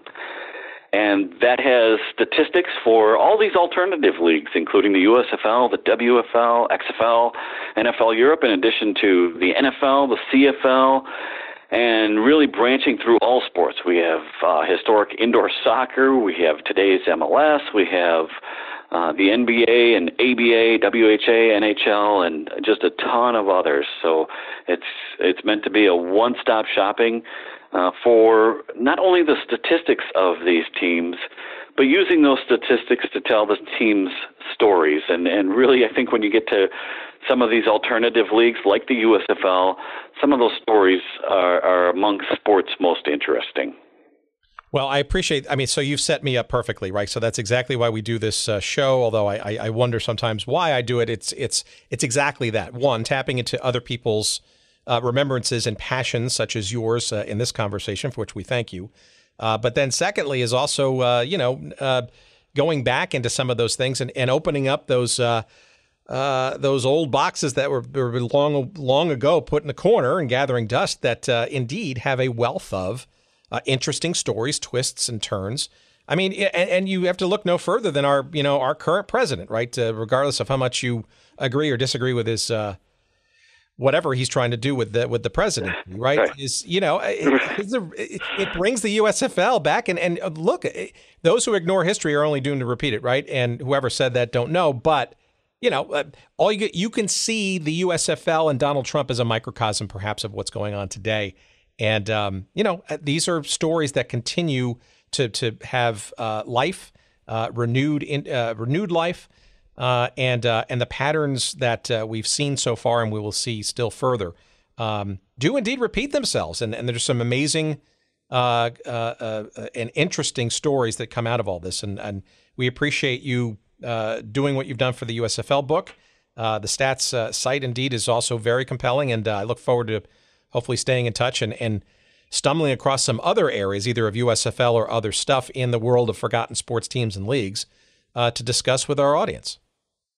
I really appreciate you doing this show. These kind of forgotten teams and leagues have always been a passion. The USFL, of course, is kind of my number one, but when USA Today would come out in the 80s, I'd be the guy who's looking through the agate and trying to find, what is this major league, whatever, what is this National Lacrosse League or Major Indoor Lacrosse, and what are all these minor league baseball outfits and the indoor soccer and, all these leagues that, are outside the Big Four but providing entertainment. And I think especially today, it's so easy to get caught up in the cult of personality that is sports and forget that it's kind of about the entertainment, and that whether that entertainment occurs on an AstroTurf soccer field or in an alternative professional football league, it's still entertainment and it's memory building. And there's a part of what sports should be in these leagues where it's not all do or die. It's fun. You go out and root for your team. They become a part of you and a part of your memories. But at its core, it's entertaining. And that's what I love about these teams and these leagues.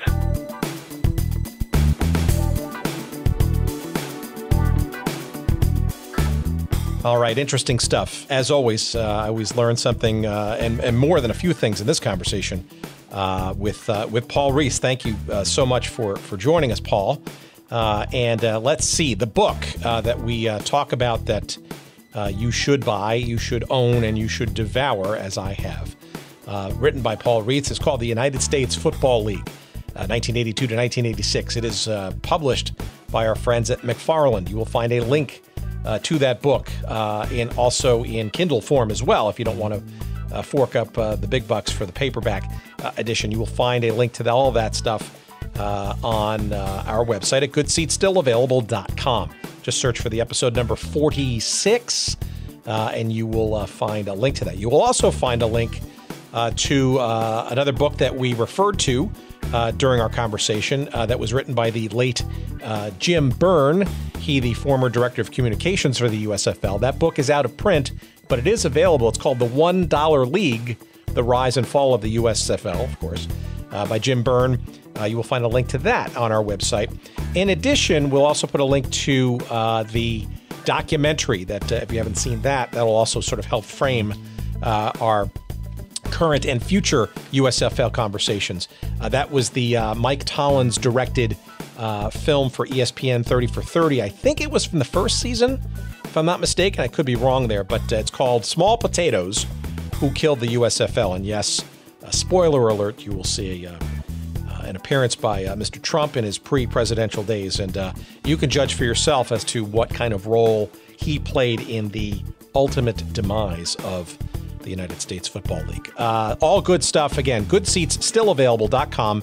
That's where you'll find all the old episodes. And by the way, while you're there, make sure that you go back and download and listen to our episode number 11, if you haven't already.